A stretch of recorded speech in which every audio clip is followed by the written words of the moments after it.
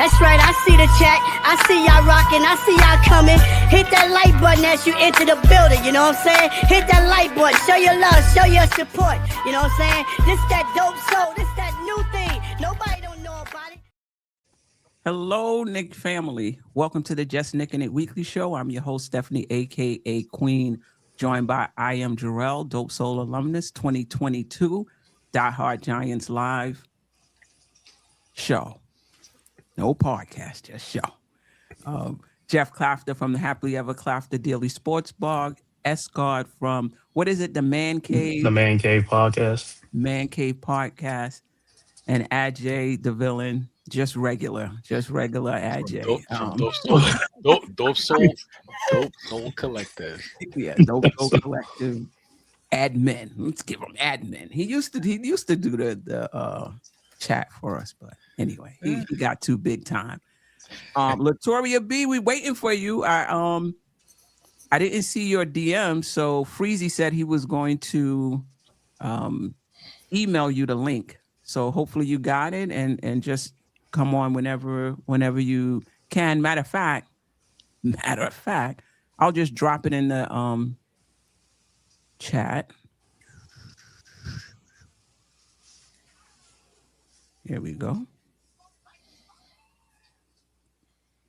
There you go. All right. A lot to talk about today. You know, obviously this is not the midseason, right? We're like 50 games in. Is it 50 yet? 55. Yeah. Okay. All right. She said she got the link. Okay. I just put it in the chat.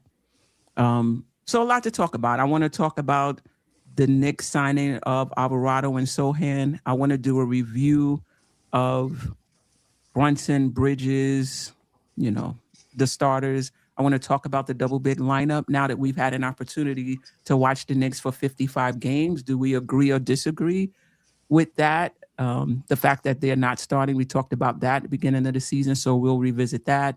We'll revisit Hart starting over Deuce, and how we're feeling about that.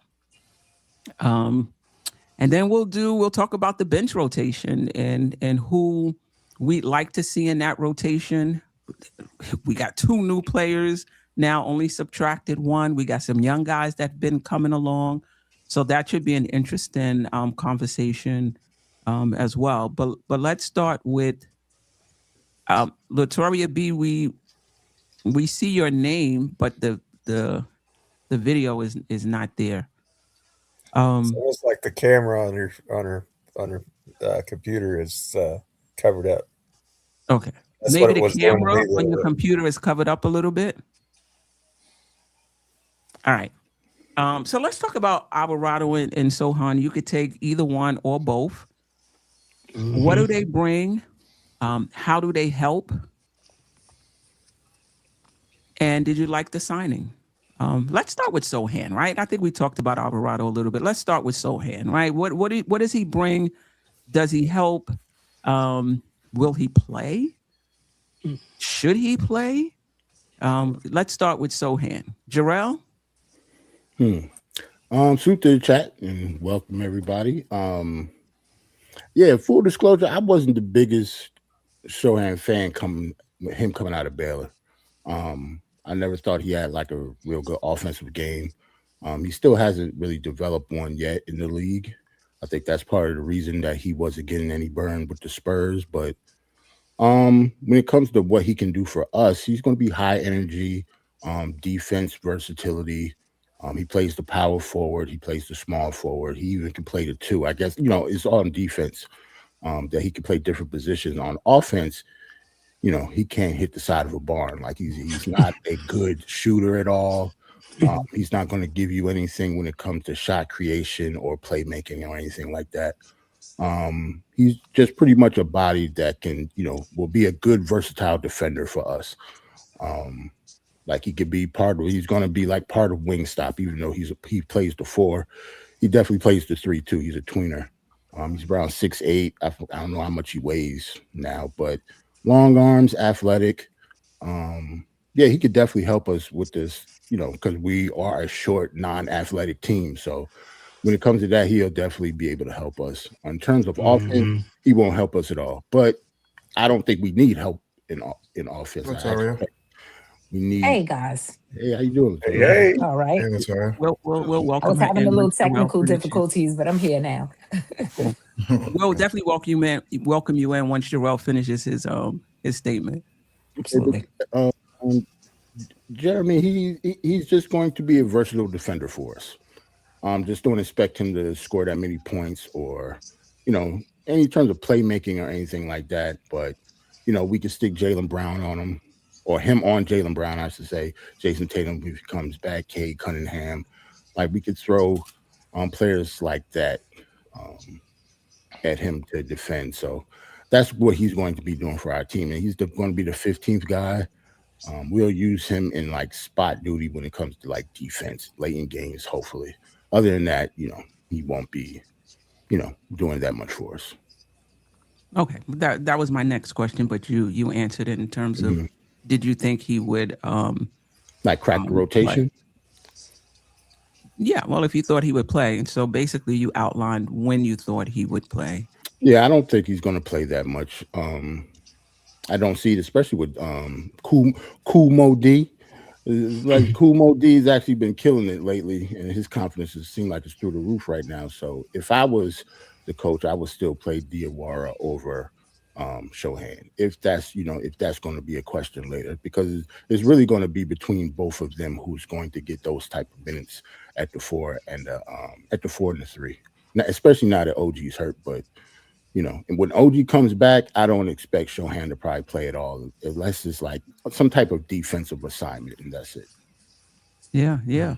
Let's welcome Latoria B to the show. Appreciate you, sis, hopping on with us.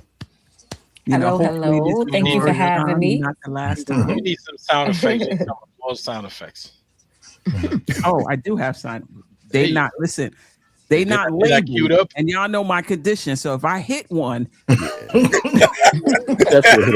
like random.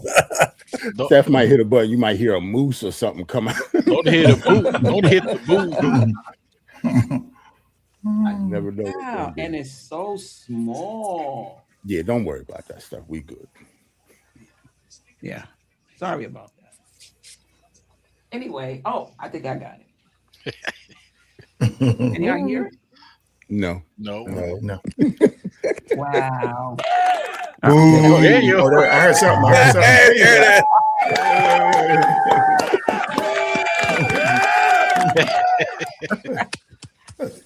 Thank you. You are welcome. I guess we'll go to you next. We're talking about Sochan. Did you like the signing or not? What do you think he'll bring? And do you think he'll get any run on this team? We're pretty deep already, right? So it's always good to have somebody else for reassurance. As far I don't follow him, so I don't know as much about him maybe as everybody else. But from what I could see, just from doing a little brief research, he's not really much of an offensive player, but he's a great defensive player. And if that's what we were lacking, right? That's a problem area for us. He can only reinforce something that we were lacking in. So I like the signing because we don't need more guys that can shoot. We have a ton of people who can put the basketball in the hole. So we don't really need another scorer. We need another defender. And if he's half the defender everybody's saying that he is, we're going to have a great guy to go to when we need to just lock everything and everybody down. And then the fact that he's actually tall and athletic, it makes a difference because we're so small. We play big, but we're small. So it's always great to have a big man to come into the game to lock people down. So I'm excited. I just don't know where he's going to fit in. Yeah. If we're bringing, I thought about you, right? When they signed him, I'm like, maybe Mo is not going to get as much run because he has more time in the league than Mo. He's more experienced. So maybe he gets the nod over those Mo D minutes. But Mo's been playing really good, and I don't see them shutting him down. So I just don't know where he's going to fit in. But then I don't think anybody saw him shutting Kolek down. And he's basically, he basically had to take a back seat. So we gonna see because Mike Brown is a wild card. Sometimes you feel like you know exactly what he gonna do, and other times you do not. But what I will say, Nick Nation, is you got you a dog, right? Hey, a defensive dog. You know You what I got mean? two. Right. Alvarado. There you go. There you go. We're There you go. I'm sorry. Go ahead, Nick Nation. No. I didn't say. We're gonna revisit the Sochan Diawara question a little later. I'm gonna go to Escott and then to you, Nick Nation. You can follow up with that question. Yeah, go ahead. I don't want to make it too complicated. Yeah. On Escott or me? Escott. Escott, okay. Which one on the Sochan? Yes. Yeah, on Sochan. Well, first of all, thank you guys, man. Thanks for having me on the panel. Salute to the panel. Salute to the chat. As far as Jeremy Sochan, I'm okay with this on him. I really wanted they bought out Nicholas Batum. That'd probably been a better one for us. But Sochan is a good defensive player, man. If he could bring the energy like Alvarado, that would be even great for us. Because, like I said, we need an active energy, high energy player. Like I said, part of the Knicks' problem on the starting unit, the core players, those guys play with low energy. And you see how Alvarado, the energy that he plays with, nobody on the team really has that. So, and then what you've seen from him is what you see when you play the Pistons and those other teams, their bench players. They bring that energy when they want to play the Knicks. And now we got one play like that, but we need more plays like that. So Sochan can bring that. The little time he's going to play on the court, I need to see that.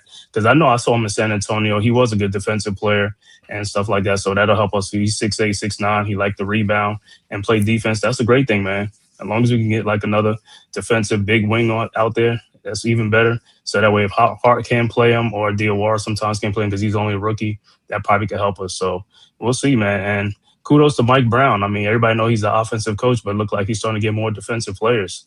He's starting to balance the team out, which is a good thing. Yeah. You're absolutely right. Just having lineup versatility, and just can go to different lineups depending on the game situation, depending on the team we're playing. We're getting more. I thought we had that to start the season, and I think adding Alvarado and Sochan just adds to that. Nick Nation, your thoughts on the signing? We'll get into whether he's going to take Diawara a minute, but just your thoughts on the signing. And, to me, I think he fits more in a Thibodeau type system. Mike Brown tends to like players that can shoot. So it's going to be surprised. I'll be surprised if he gets significant minutes under Mike Brown. But just what's your thoughts on the signing and his fit for this team? I like it. And the reason why I like it is more so versatility of looks that we can give some of these guards. You look at, some of these dominant athletes, and sometimes, in order to slow them down, you got to give them quite a few different looks. So with adding a player like that who can, just maybe, hey, there's certain games, I'm not saying that he should be, every game, revamp the whole team. No, but there are things I think that at times where you say, hey, let me go throw this guy in there, maybe, give him 3-4 minutes here, 2 minutes here, just to give some of these, especially cats like Cade, to give him a little bit of a different look. And, something that'll say, hey, we got a guy in here that may block a shot, may slow you down, a player that might not get displaced as easy, things like that. Because, I like Alvarado. He's a small guy, but quickly, displaced. So having a guy like this, Sochan, more of a veteran, let's see what, like she said, Mike Brown is a wild card. So let's see what he does. We got a good shooting coach here. Maybe there's a little tweak that he might, help the kid out a little bit. So let's see. All right. Ajay, where do you thoughts and where do you see him fitting in, if at all? Like, do you see him as just being a super situational guy? He's going to be, well, first of all, welcome, Victoria B. Oh, thank you. Yeah.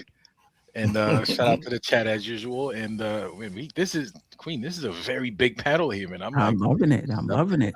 I'm not gonna be doing a lot of talking today. I'm gonna learn a lot. I'm gonna try not to. I'm definitely okay with the signing. As you guys know, you guys, you listen to the show, you're part of this panel. I've been crying for a power forward since I don't know when, because since Precious, and Precious wasn't getting a lot of minutes. So since Precious stopped getting minutes, so that that's been a while now, right? So he's really, he's got the height, he's got the length, but he's really built like a small forward because of his, his size. But he can play the power forward when necessary. So we needed a guy who, like I said, who can set picks, grab rebounds, and score a couple of points every now and then, and a couple of assists. You don't need somebody who's gonna come and make a huge impact, but just enough. Shout out to JJ. Enough of an impact to if he gets a couple of, and I think he's going to get some minutes, especially right now. Going down the stretch, Josh Hart, he's playing, but he's every now and then he's limping around. He's nursing something that would probably, if we could sit him for a couple of games, it's probably not a bad idea. To sit Josh Hart, and we only have like some 27 games or something like that for the season. If we can get these guys to play together, it may not be a bad idea to start cutting those guys minutes, getting them ready for the playoffs. So Sochan's gonna be somebody that we could throw in there, and obviously Jose Alvarado also, we could throw him in there, take a lot of the Brunson minutes, especially if he's performing. Yeah, he doesn't have to perform like he performed yesterday, but the half of that will be sufficient enough to be getting plenty of minutes, So I'm okay with the signing, and let's see if he gets some. I mean, we'll discuss how we think Mike Brown's gonna juggle the lineup to see how we're gonna insert him in the lineup to get some minutes. But I think he's gonna get some minutes simply because he chose to come here, and I'm sure there are probably a dozen other teams who wanted to. He chose to come here, not because he don't want to play, it's because they probably see an opening for him to get some minutes, so he agreed to come here. That's a great point. You think behind the scenes they put out some feelers about whether or not he would get some playing time on the team? Absolutely, because somebody like Jeremy, I'm sure there's a lot of teams that would want him to come on board after the buyout. But him choosing, he chose to come here, so that's probably because they told him, "Listen, you're gonna get some minutes." Yeah, I think it's because of OG being out for a while. He might be out for longer. We don't know. That's probably why. Just like the Deuce thing. Same thing with Alvarado coming over. These guys are going to be out for a longer period of time. It's a toenail, right? His toenail was removed. Yeah, they said his toenail came off. Wow. Yeah. Jeff, before I get to you, I want to read this super chat, and then I want to add another layer to the question for you. Shout out to Keorian Jones.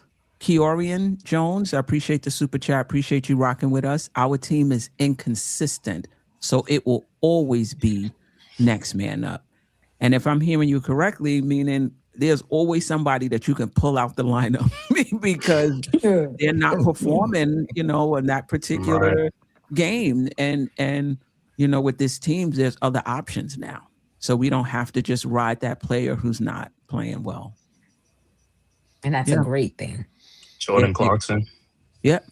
That's a great thing. That's a really good point. Jeff, you can answer the previous question, but I also want to move in to the Diawara question as well. Do you think his signing comes at the expense of Diawara getting consistent minutes? And Ajay brought out a good point that there must have been some feelers out, prior to him choosing the Knicks, that he would get some time. How do you feel about him possibly getting minutes at the expense of Diawara? I'm not a huge fan of it, but I understand it. And I think the Indiana Pacers game is a really good example, right? Diawara struggled in that game. Rookie struggles, didn't really play very well on defense. And I think that could have been a night where Sochan could have, come in and maybe given a player like Siakam a little bit more difficulty just because he's a little bit more versatile defensively. I living in Texas, I've actually gotten to see quite a bit of Sochan over the last 4 years, and the Spurs fans love him.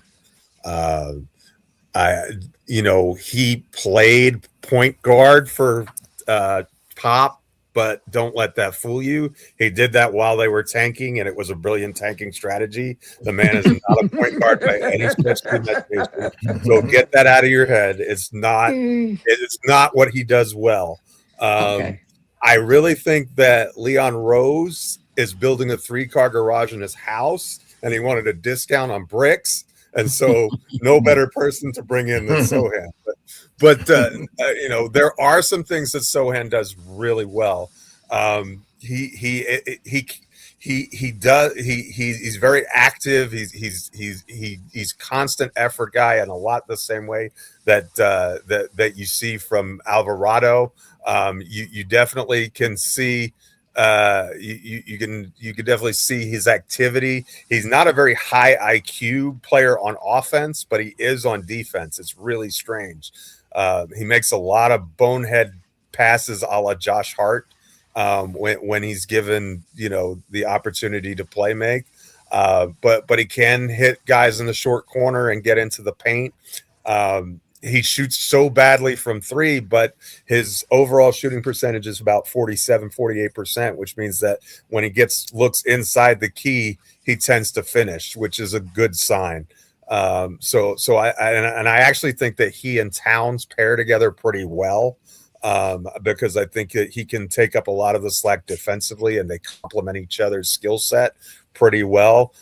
He's a guy you can run the pick and roll with. He's really short roll. Which would be an effective play, I think, between he and Cat, and so I think you could find some value added there. I don't necessarily know, like, he's 22 years old, so he's still a kid. Yeah, How old is he? 22. He's 22. Oh, wow. That's a baby. And so you don't really usually see 22-year-olds on the buyout market. So that maybe is a red flag. I don't know, but he's worth taking a flyer on because he's inexpensive, and he does serve a purpose, and he can just go out and guard. If you just need, let's look at the Pacers series last year. In last game 1, if you got the last 5 minutes and you're up by 10 points, you don't really feel like you need to score. You just need to get stops. That's a situation where you can put Sochan in the game, and he can help you quite a bit. Because he is versatile. You could switch every pick and roll with him. He's not really good as a small ball 5. That would be my other caveat. If you're thinking that he can fill that role, I don't really think that's him. But he can guard 1s and 2s in places, and he's definitely stout against 3s and 4s. So he kind of fell out of favor in San Antonio because they've got a younger guy, Carter Bryant, who's got a little bit more upside to him, and so he kind of got his spot taken from him. I think it's kind of a mistake to call him the 15th man. I think he's at least up to number 12. I think that he'll be ahead of Kolek. I think he'll be ahead of Huckporty, and certainly ahead of Jameson in terms of rotation. I don't know that he'll be a lot higher than that. But when you're talking buyout candidates, you're not talking about someone you're expecting to come in, play 15, 20, 25 minutes a game. You're talking about spot players who, can fill a role. And if you need a couple of stops, you can plug him in certain lineups, and it's going to work. And from that standpoint, I think he works well. And he's a useful asset to the team. Yeah, for sure. I want to get a few of the chat's perspective on this. Kerry Cox, appreciate you, feels that Sochan is a better defender than Diawara. Agreed. Yep. Okay. Currently. Okay. JJ, I don't want him getting minutes over Diawara. This is interesting because I thought about this before, before the show. I don't think Sochan is going to be here past this year. I think Diawara will. I know Knick-Knack is a little concerned about him getting a poison pill contract as a restricted free agent and the Knicks not being able to match. I do think the Knicks will figure out a way to bring him back.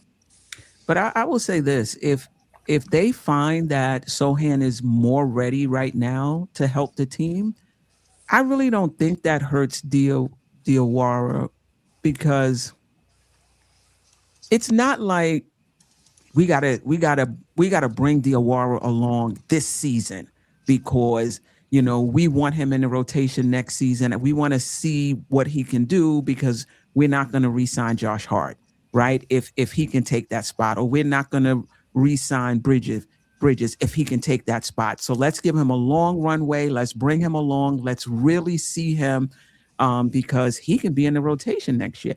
I feel like if they decide to go with Sochan because they're making this push and they feel like he gives them that defensive versatility, and they can find some lineups that maximize him, I think that's going to be important given his limitations. Diawara is still going to be on this team next year, and can still come along, from what I'm saying. So, if you want to say, he would be a little better next season if, he played over Sochan, that might be right. But I think it comes down to would the Knicks be better? And I think that really has to be, in the forefront. Cade, Siakam, Tatum if he returns, Jaylen Brown. We had Josh Hart on. Now, obviously, OG was out, right? But OG could be out, and the next best player was Hart on Siakam. So if he can give you those spot minutes, I think Diawara is going to be fine. I think he's going to be here for a long time. I think he's going to be fine. He is. I just sent your article, Steph. I just sent your article. Yeah, he's going. We don't got to worry about it. He's going to be here. Yeah. Add one more point, Queen, just that I just thought of. I'm sorry, I should have mentioned it already. Also, something to consider is we have in the last 27 games, whatever it is, we have 5 second game of a back-to-back, which means that those are 5 games where Mitchell Robinson is not going to play one of them.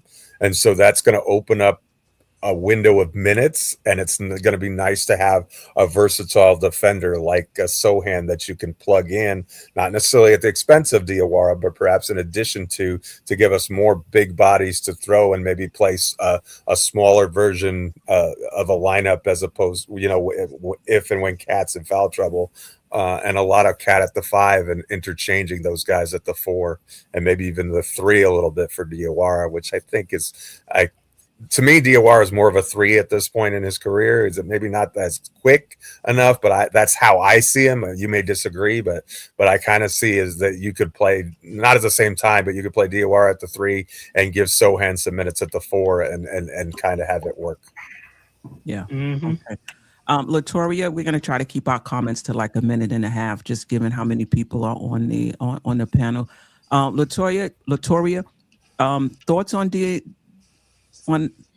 your thoughts on how do you feel about him possibly getting minutes over Diawara?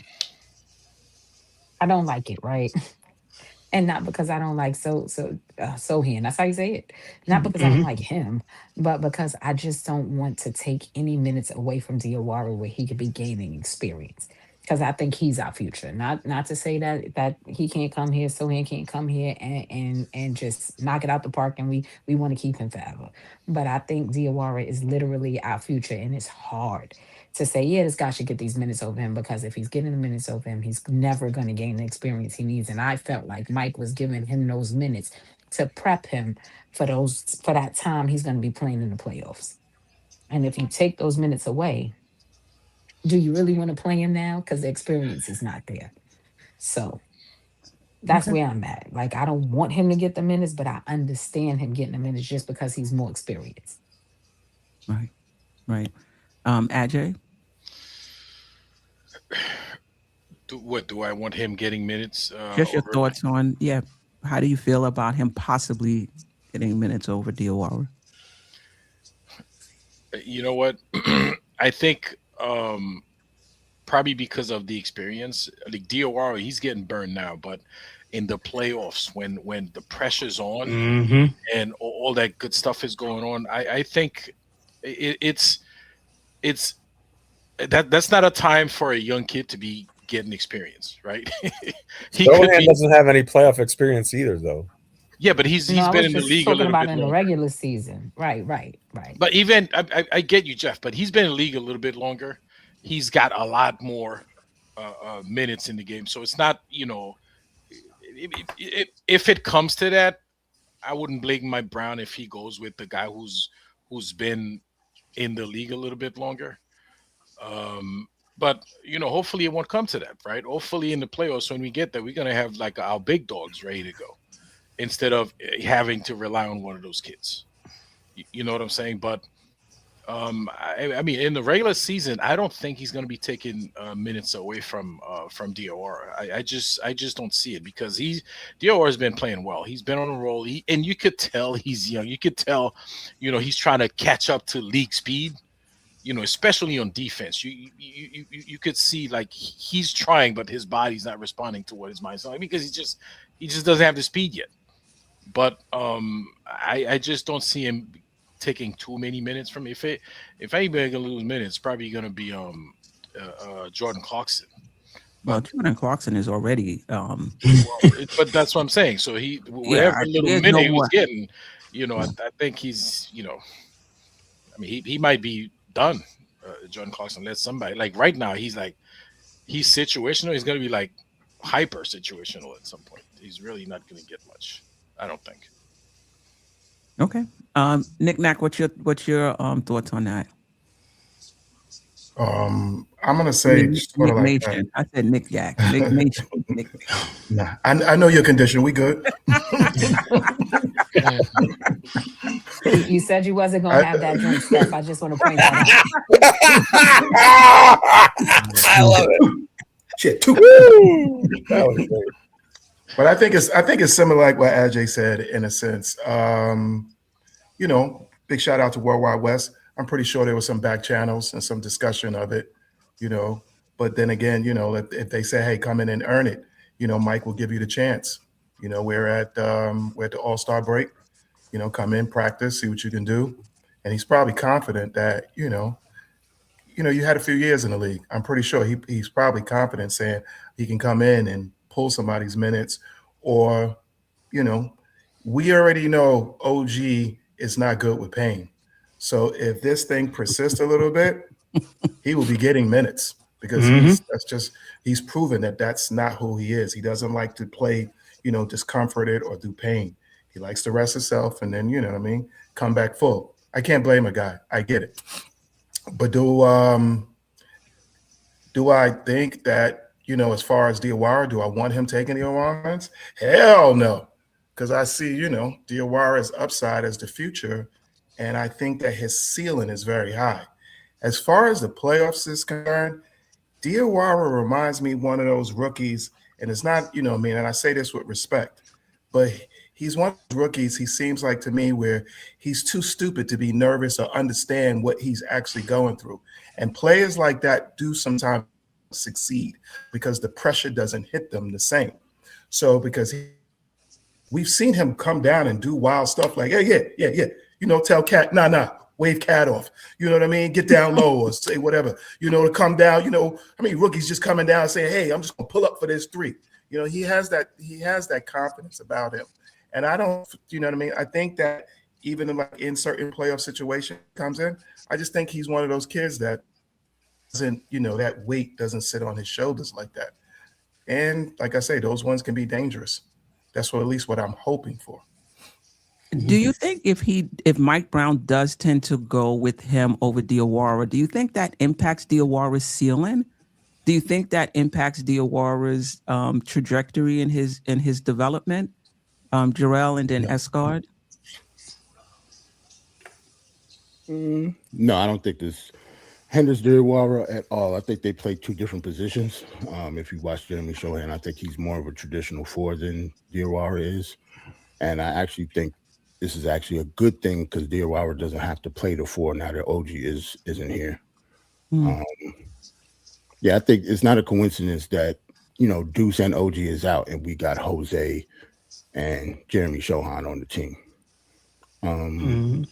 So you Like, see them playing together. You see him yeah, taking more of OG's minutes now that he's out, and Diawara. I mean, listen, when we're whole, Diawara was getting limited right.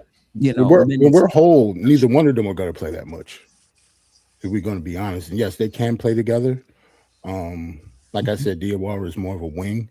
Jeremy Sochan can play the wing, but offensively, it's like night and day between the both of them. They don't play alike at all. Yeah. So I don't see them. He's not. He's not going to hinder him getting any type of development or anything like that. I think it would actually be better for Diawara. Okay, Escar, what's your thoughts on it? And then Sharon has made a good point that I want to talk about next. Yeah, I agree with Jerrell. I'm not really worried about Diawara's minutes being taken. Diawara, he's been producing. He's actually one of our better 3-point shooters. So he shoots better than Clarkson and Shamet from time. But yeah, I'm not worried about it. The thing with Sochan, I just want to see if he could really just handle the ball and stuff like that. Because like I said, I'm always worried about ball handlers in the playoffs, the pressure. Because like I said, we don't have too many good ball handlers on the team, and that's the guards. So it's only Brunson, and now you got Alvarado. And Kolek is all right, but I mean, you can see when they play some pressure on him, he lose that ball. So I'm trying to see Sochan bring that ball up and stuff like that. That's what I'm going to be watching for.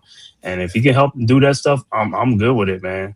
So, but I don't see him taking his minutes and stuff like that. And we also have to remember the Knicks are one of the most injured teams in basketball. So it's going to be injuries. Bridges is the only Iron Man on the team. Everybody's going to miss games, And come to the playoff time, we be having players out by the playoffs. So, I could see them playing together like Jerrell said and stuff like that. So it'll be good. And also for Diawara, I mean, this is somebody he could learn from if he could play some good D and stuff like that, take him on his wing, things like that. So I'll see it's a good thing for Diawara and stuff like that. They do play different positions, but the reason why I'm saying that he may take his minutes is because of the lineups Mike Brown might put out there.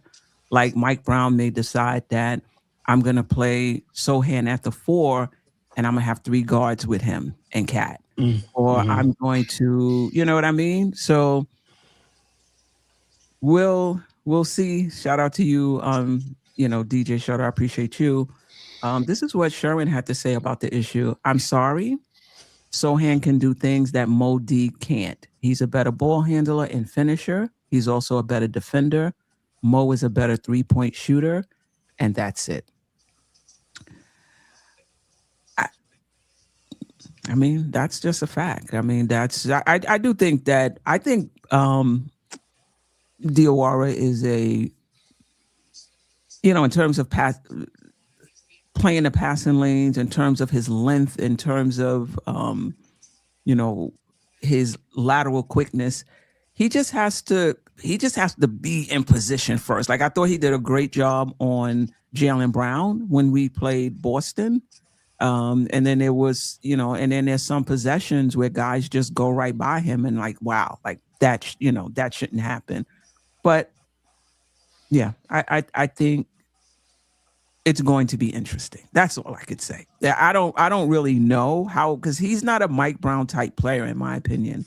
So it's going to be interesting to see how that works out. Steph, you say that because he can't shoot, the Mike Brown thing? Yeah, I just feel like Mike Brown kind of leans toward players that can, shoot the ball, than just, maybe I'm wrong. Maybe I'm like, I think Thibodeau, oh, great. Oh, he would have started. Facts. Because I might not be the biggest Sochan fan, but one thing he does do, like he's a A+ perimeter defender, though. That's one thing he can do. Everything else might be like a C and down, but when it comes to perimeter defense, Jeremy Sochan can be one of the best perimeter defenders in the game. And he can switch too. Yes, very much so. And he can switch. You know what they say, right? They say offense wins basketball games, defense wins championships. So if the front office believes in the team that they have and they're out there picking up guys like Alvarado and Sochan, because they feel like they need to tighten up their D. They moving in the right direction. That's what I said, balancing it out. So, yeah, because we could shoot the lights out, and we were doing that for the beginning part of the season, but that defense was real shaky. So you go out Yeah. there and you pick up some defensive specialists, then you even that ground out. The Knicks are scary. Yeah, I think know. it's going to be on Mike Brown to put those lineups together. They have to be balanced because Yes. you can't be going with like the Knicks can Yes. put out an all brick team, and I think Right. In today's NBA, you have to be able to score the ball. Like this thought that you're gonna go out and hold teams to like 90 for 16 games throughout the playoffs, probably not. But you do need to be able to play good defense, but you also need to be able to score the ball. So it's going to be interesting to see how Mike Brown puts these lineups together where there's enough offense and enough defense. And he has some players now. We have nobody. I shouldn't say that. I don't think Bridges is a good defender on physical guards like Cade and even DeRozan. Even like they get so much space with their bully. Yeah, bully. They create a lot of space. OG can't guard everybody every single night. So being able to have somebody like Sochan that you can put on him, I think that bodes well. For the Knicks. Anything else about it? And kudos to the Knicks for bringing in another high energy player, like Escott said earlier. Bring some energy, some defense, some deflections, get some stops to kind of pick the energy up of the team. One more thing, Steph. Now that you said that, one thing he is A+ in also. He is an A+ irritator. Jeremy Sochan is a jerk. He will get under your skin. So yeah, that like he's not a punk. He will try to almost fight everybody. Nice. Oh, we got two now. Nice. No, we don't need the fights though. The bravado I take. That's why I said almost fight. As I said, they almost fight. They're never gonna fight, but almost. I have a question for you, Geoff.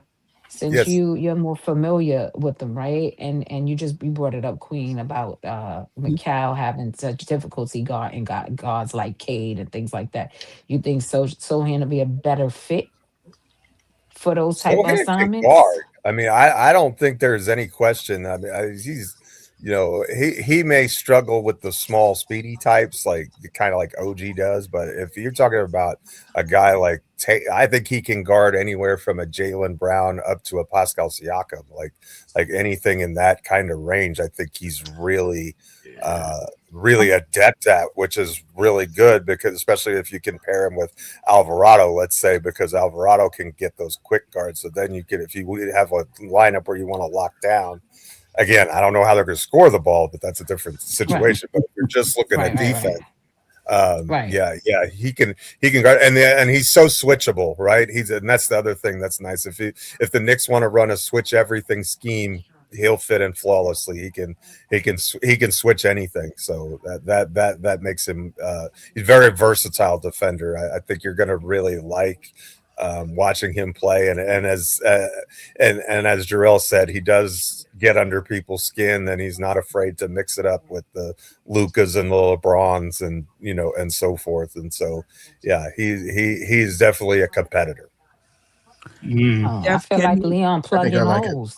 I have a question. I like it for the Indiana situation. Oh, I'm sorry. Go ahead. Yeah. No, I said I only like it because I'm intrigued by it as well. Let's say a playoff situation, similar to what Indiana was last year, and a lineup of OG, Mitch, Sochan, Deuce, and Alvarado.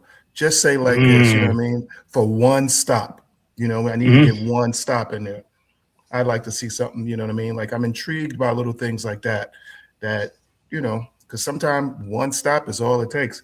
We look at that other game where we needed Mitch to make that one stop, and that one stop won us the game. So I'm intrigued by seeing that, hopefully. Yeah. Geoff, Jerrell, and whoever else is familiar with him, if he gets a steal, is he someone similar to OG or similar to Hart, who can just go the length of the floor and Yeah. lay it up? Okay. Absolutely, yes, he can. Yes.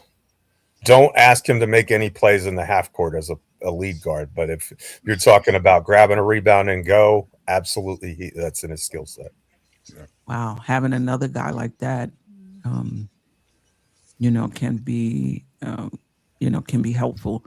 For me, it's just about the versatility that Mike Brown will have to make to make decisions. Escard, you wanted to say something?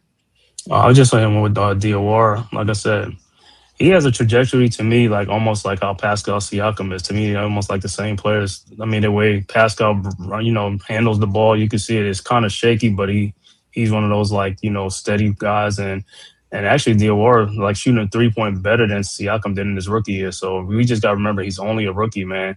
And look at like he's bringing the ball up. He's not afraid to bring the ball up. That's all.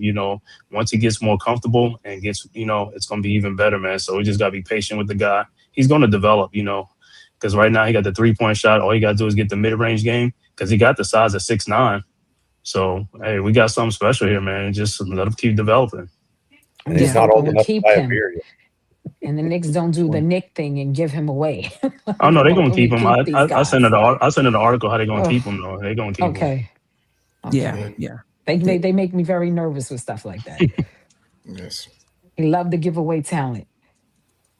Well, tough decisions have to be made. I think when they've made those Absolutely. decisions, it was because they felt like, whoever. I think they had to give up somebody to make room for DiVincenzo. That might have been Obi. Ajay blowing up my phone. I'm on the road. I have to pull over to the side and calm him down. So they can sign Talk him off the DiVincenzo. ledge. There's a method to the madness. So this is going to be interesting in the offseason. I do hope they keep him. I'm not concerned about him not developing if Sochan comes in and he's just lights out defensively, and Diawara doesn't get a lot of minutes. I still think Diawara will be on track next season as far as development. I think he's in the long range plans of the Knicks. Let's talk a little bit about Alvarado.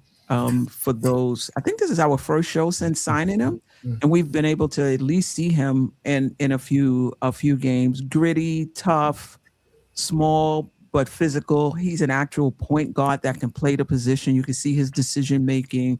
He can run a pick and roll. 5 steals last night. I don't think he's going to shoot 8 for 13 from 3, but if he's a little better 3-point shooter than we expected, that bodes well for us. We'll start with Ajay, then Nick Nation. Close enough. You knick-knack now, bro. and shout out to Nick Nation. I talked about this when I did the show with Geoff. That was this morning, right? This afternoon, helping us get to 100 subscribers on Facebook. So we are streaming to Facebook today because Nick Nation put on his poster. He got out there, rustling up the voters. Those things. I'm those things that be waving like this. Right. Oh, wavy Davy. And then he texted me back. He said, we got to 100. So I appreciate you for sure. I do. Oh, yeah. I think we're like at 112 or something like that. Oh, what?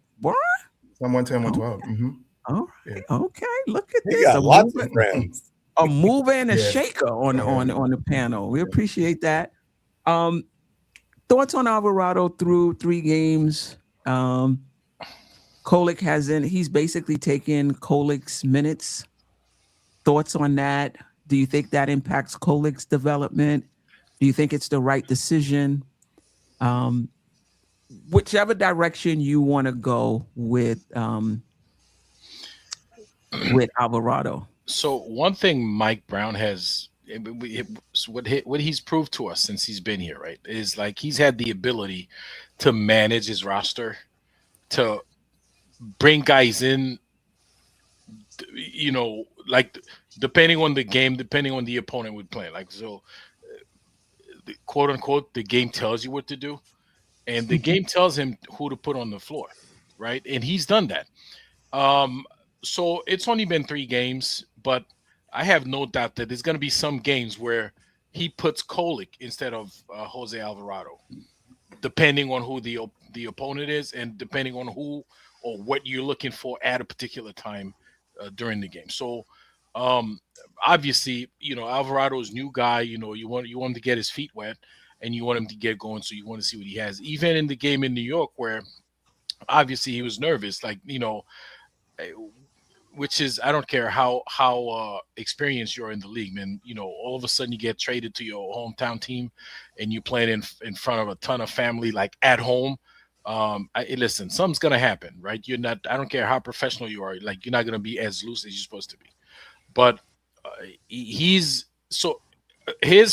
production is gonna be somewhere between yesterday's game and his second game, the game he played at Madison Square Garden, right? So it's not gonna be, like that.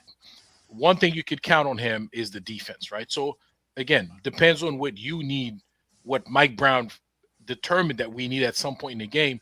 If you got to sit Jalen Brunson down, and he'll make the determination, what would you bring Kolick? Because Kolick, he could run the offense, and he's a better 3-point shooter percentage-wise than Alvarado. So it depends on what you need. And if you play in a team that plays great defense, gonna press him a lot, you don't want to put him in that position. You probably go with Jose Alvarado, who's a little bit more experienced, who can handle a little bit more of that pressure. Listen, it was definitely a good pickup. It's just up to Mike Brown to manage those guys, however he sees fit. The way I see it, Queen, I think everybody is gonna have a chance to contribute to what this team's got to do. It may not be consistent. It may not be Kolick plays, 18 minutes or 15 minutes a night or 12 minutes a night. There may be some nights where he plays 12. There'll be some nights where he plays 2 in garbage time. Same thing with Alvarado. Same thing with Jordan Clarkson. That's the case with him right now. But when you come up, you got to be ready to do what it is you're supposed to do. So far, and for the most part, I think those guys have been ready. Kolick, even when he sits down, when he comes in, like he doesn't play for like 3-4 games, he comes in, he produces, right? Mm-hmm. And so far they've been ready, and you just hope it keeps going. But I'm gonna count on Mike Brown to make the right call at the right moment against the right team, to get these guys, to put these guys in the best position for him to play, to perform well for this team and help this team win. Yeah. I don't think that's gonna. I personally don't think that's gonna be the case with Alvarado and Kolick. That he's gonna like okay, so I think I need Kolick here. I think I'm gonna be Alvarado here. I think Alvarado is gonna be the guy. But that's not to say that Kolick won't get minutes. I think he will. Nick Nation, then Latoria, then Escott. No, I was gonna. Go ahead. To respond to what you're saying, I think we're gonna see some Kolick and Alvarado backcourt for a few minutes at a time. Okay, so it's not going to be either or. Sometimes it's going to be the both of them, especially with Deuce out right now. So Mike Brown, he's done that a lot of times this year. Put the 2 tiny backcourts and then run with them for a few minutes and see what he gets. So I think you're going to see that. Okay. Nick Nation, you're on mute. Muted. You're on mute. Yeah, I was saying I really like his speed. The grand theft part of him. I love that. His hustle, his energy. To get those, those 5 steals, and you could see it. Because we're sitting there watching it, and he runs up and he's like a sneaky fox. Shoot, So we have. I think you just stole your internet with the ball. And what's that? Go ahead. What happened? Am I there? Okay. Yeah. I said I like that we have a point guard that we can, push, get some speed and some pace out of. Not that we couldn't get it out of Kolick, but he's a notch faster than how Kolick can, move the ball. But I think, I like, his shooting right now. I'm still reserved till I actually see him, at least 10 games on this team to kind of get a better assessment of who he is and and what his game is about. Mm-hmm. But we all wish that there was a way of him, like he's saying, him and Kolek can exist. If it is, I don't know. But to me, I just think that Kolek is a player that will push somebody, some team, some way, somehow. I don't see that this kid not making it, regardless if he's benched or not. Okay. Latoria? She's You're on mute. too, right? You're on mute. I think we've had too little a sample size for me to have like a valid opinion on Jose Alvarado because I didn't follow him, so I don't. I know of him what I've seen of him for 3 games, but I'm excited to see him in the backcourt with like a Deuce. Like I don't know if I like the idea of him and Kolek back there because the backcourt is just going to be very small, right? And I don't think that works for very long periods of time. So that's not something that I would be looking forward to seeing. I want to see him out there with maybe Deuce because I think they play great defense together. I'm looking at defensive lineups. Like my mind is already in April and May and June. I'm like, I know it shouldn't be because we got so many games to play, but my mind is already in April, May, and June. And I'm looking forward to seeing our defensive lineups, not necessarily offensive ones. So I like Alvarado from what I saw just because he liked to mix it up. He not a punk. So we'll see, after the All-Star break, how I feel about him. But right now I just feel like it's such a small sample size. Like I don't really have a great, I wouldn't say a great opinion, but I don't have that much of an opinion on him because I'm not really familiar with his play. But what I saw so far, I like. Jeff? Mm-hmm. Yeah, dude's always got his hand in the cookie jar. That one, Right, I love that. I mean, you can see it coming as Knick Nation. That's what I love about it. The ball handler looking up court doesn't see it, but everybody on television can see he gonna get this ball. And what the best part is, it's always after he makes a bad turnover or misses a 3-pointer badly, he just hustles back and gets into the play, and he just. Swiper the Fox back there. I mean, he just pilfers his little heart out. I like what he's done. I mean, it's a small sample size, Latoria, but he's got a great point about that. But I think one of the things you can look at, what does he do that's sustainable and what does he do that's not? Like, obviously, the 8 for 13 from 3-point range is not sustainable. That's not who he is. But I don't think he has to be that. If he just is around 35%, enough to keep the defense honest, I think he's okay because of his playmaking skill and his ability to set up and run a team, which he's shown consistently. The New Orleans Pelicans were bad in almost all of his time there, and yet he's consistently had a very high box plus minus and net rating. So here's a guy who consistently has had a positive rating on the teams that he's been on. He reminds me of Josh Hart, except he's 6 foot instead of 6'5", right? I think that's really the big difference. I mean, he does a little bit of everything. He leaves it all on the floor. He brings a toughness and an attitude that this team sorely needed. And I think Sochan is going to help with that too. So yeah, I could definitely say the early returns are really good, and that's from someone who never watched him play and didn't really know much about him. Really puzzled as to why we would get a 6-foot guard who can't really shoot threes. That was my initial reaction. So he's definitely winning me over play by play, and and that's even with the struggles in the Indiana game, which I think Knick Nation said rightly. He was just, I think that was nerves as much as anything. So I really think he's going to be an excellent addition moving forward. Mm-hmm. Yeah, for sure. Anything on Alvarado? It's already an hour. I just looked at the time. Anything else on Alvarado? I do want to get into just reviewing the team itself as well. Yeah. Steph, I'm about to step off soon, but I'll say something about Jose real quick. Because I've always liked this game. I'm one of those people that actually followed him. Yeah, Jose is a dog, man. Like, he's obviously somebody that we needed. You can already tell because he's only played a few games, and his number one attribute is not being a punk. It seems like that's the thing that everybody keeps saying about him. So he's obviously something that we needed. And I think going forward, he's going to get minutes on this team. I don't think he's going to play any worse than he's played already. He hasn't played bad. So he always had that in him. He was just a guy on the bench on a bad team. It's a lot of players like that in the league. I know he's short, so I know when he first got here, everybody, is going to say how short he is and his shortcomings and stuff like that. But he's a very good basketball player. Jerrell, I mean, I know Leon Rose make the final decision, but credit to Dope Soul Sports Talk panel in the chat, because we've been saying, I know they watched the show, but we've been saying that we need somebody like that, right? Somebody that's not a punk. Somebody that's not a punk. We need a dog. We need somebody who's gonna be stepping and standing in somebody's face.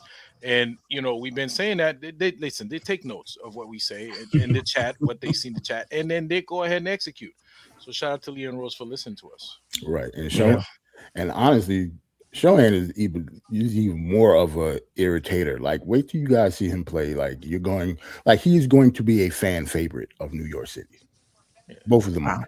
Guys mixing it up, man. I remember about him was the game we played against them last Christmas, and that San Antonio Knicks game, and he was a terror that game. So that's my only. Yeah, he was a terror that game. He did have a good game. Good thing we won that game too. Yes. In case you forgot, like I did. All right. That was the Mikal Bridges game, right? You forget that game. Oh, on Christmas Day. Okay. Yeah. All right. Let's move on to just talking about. We did the pre-game show or preseason show. Talked about what we expected from these guys, what we wanted to see from Mike Brown. We talked about the double, big lineup with Deuce get the start, blah, blah, blah, blah, blah. Now we've seen this team for 55 games. We kind of get a chance to kind of revisit these topics. And I want to revisit. Let's start with Brunson. I know I wanted to see if Brunson had taken the next step as far as his process was concerned. I felt like to be a championship contending guard, you got to really know when to shoot, when not to shoot. What do we need at a particular point in time? But just that's what I wanted to see. Everyone else had different things. What have we seen from Brunson? Do you think that his offensive skill is undeniable? His ability to hit shots is undeniable. His clutch play is undeniable. But what have you seen? Are you satisfied with what you've seen? And what would you like to see going forward? Escart, you know what, Jerrell, we'll start with you. So, because I know you're getting ready to log on, and then Escart will go to you. Okay. JB's my guy. That's my point guard. But like I think, the shortcomings that he had in the beginning of the season, I like you have wanted his floor game to get better, and unfortunately, it hasn't. At least I haven't seen it. Brunson seems like he's the same player with all the great stuff that he does. All of the floor game stuff that I wanted him to be better at, he hasn't gotten better at yet. It seems like he's still inconsistent when it comes to that. His defense has gotten better. I actually like that. I actually think he's a better defender than he was last year. And I think that's I don't even think it's close. Like, he puts in a lot more effort than he did last year when it comes to defense. But his floor game lacking is still a problem for me. And that's why, sometimes the ball moves, sometimes it doesn't. Like, we got to play consistently in order for us to be, go far in the playoffs. And for some reason, I don't know, maybe because the lineups and going in and out of the lineups, they keep changing. People keep getting hurt, but I can't use that as an excuse for Jalen Brunson's floor game. That still has been lacking. Mm-hmm. And are you judging the results? Are you judging the floor game on the results? Because sometimes he'll do the same thing and hit all the shots, and we're like, wow, he was so close. And then sometimes he'll do the exact same thing and then he'll miss, and we're like, oh man, he's a ball hog. Yeah. So like, how are, and I guess I'll ask that for the panel as well. Like, how are you judging Jalen Brunson's improvement, or not? Just looking at the game, the eye test, it has nothing to do with stats. Like he's still going to average the same amount of assists, still going to average the same amount of points. It's just how you get there, when and where those assists happen, who's hitting shots, who's not hitting shots. It's all those factors into the games, and we watch all 82, and we talk about all 82 on here. So it's the eye test. Like his floor game definitely has not gotten better. But his stats, even if his floor game does get better, his stats isn't going to change. He's still going to average the amount of assists. It's just when and where that he does stuff. Okay. I'll let y'all see y'all next week. All right, Jerrell. Peace. All right, Jerrell. Salute, Jerrell. Scott, what were your expectations of Brunson to start the season? What have you seen, and what would you like to see? Yeah, I'm with Jerrell on that. I thought his floor game was going to get better this season because we all know he can score. But, it's like I said, to whom much is given, much is required. You got a lot of help on your team. You got to set these guys up. You got to make the game easier on yourself. And I think he's still making it harder. Like sometimes he'll drive in there with 2-3 plays and still take a shot. Like, bro, pass the ball off. Somebody's open. Even Mitchell Robinson, he could be like, if he has skills like Chris Paul, he could be getting alley-oops to Mitchell Robinson like 15, 18 points a game easily, driving to the basket and dishing off. But everybody knows when he goes in there, he's going in there to shoot. He rarely passes the ball, so they playing him, knocking him down, doing whatever.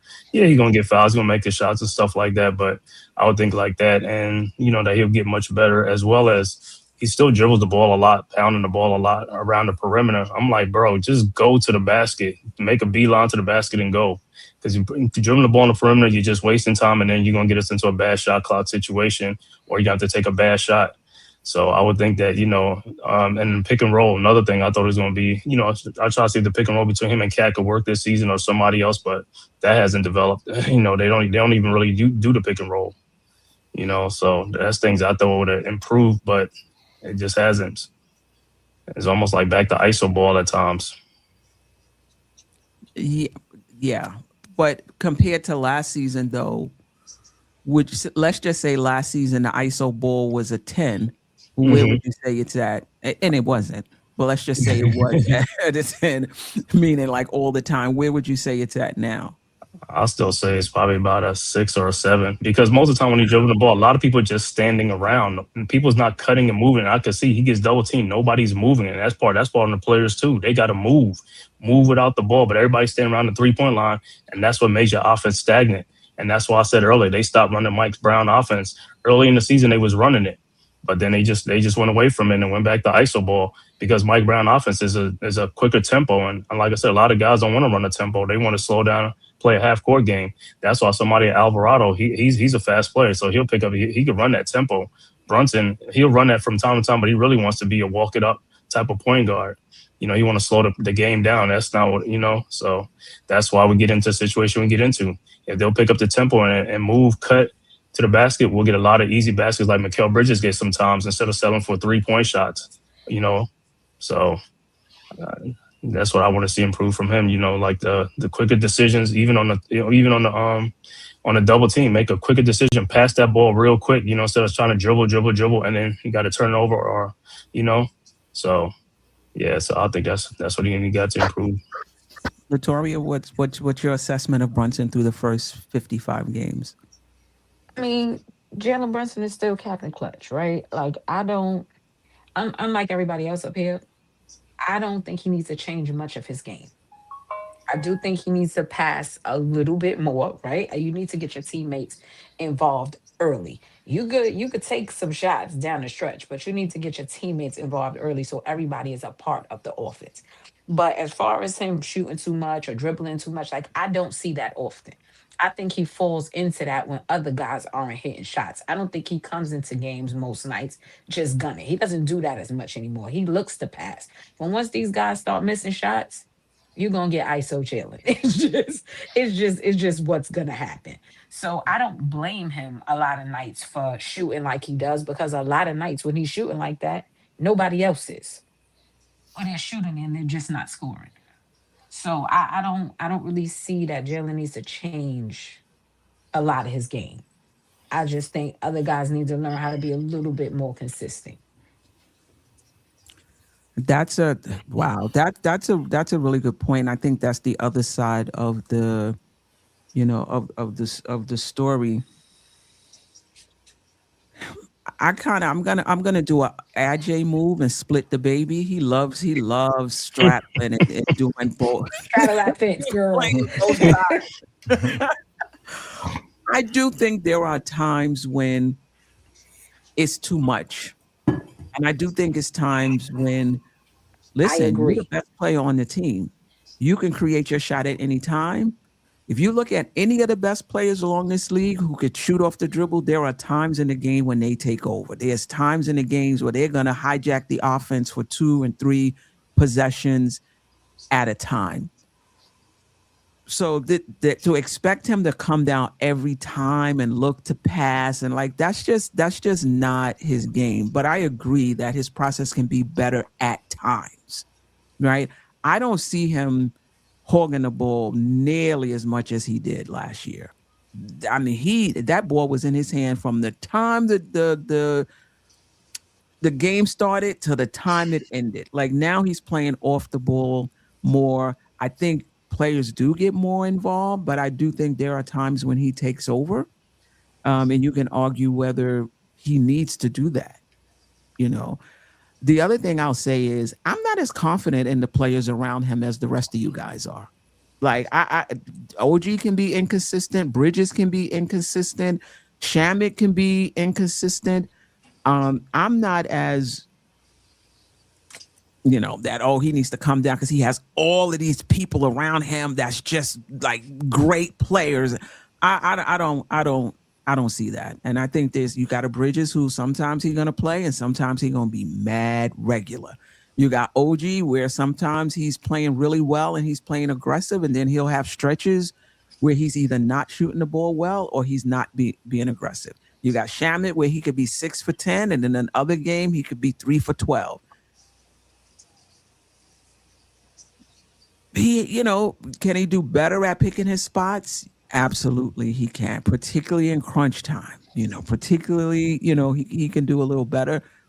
But I don't know. I see in terms of the ball hogging, I think it's a lot different than last year in my opinion. But it does show up at times. Like I forgot was it the last game?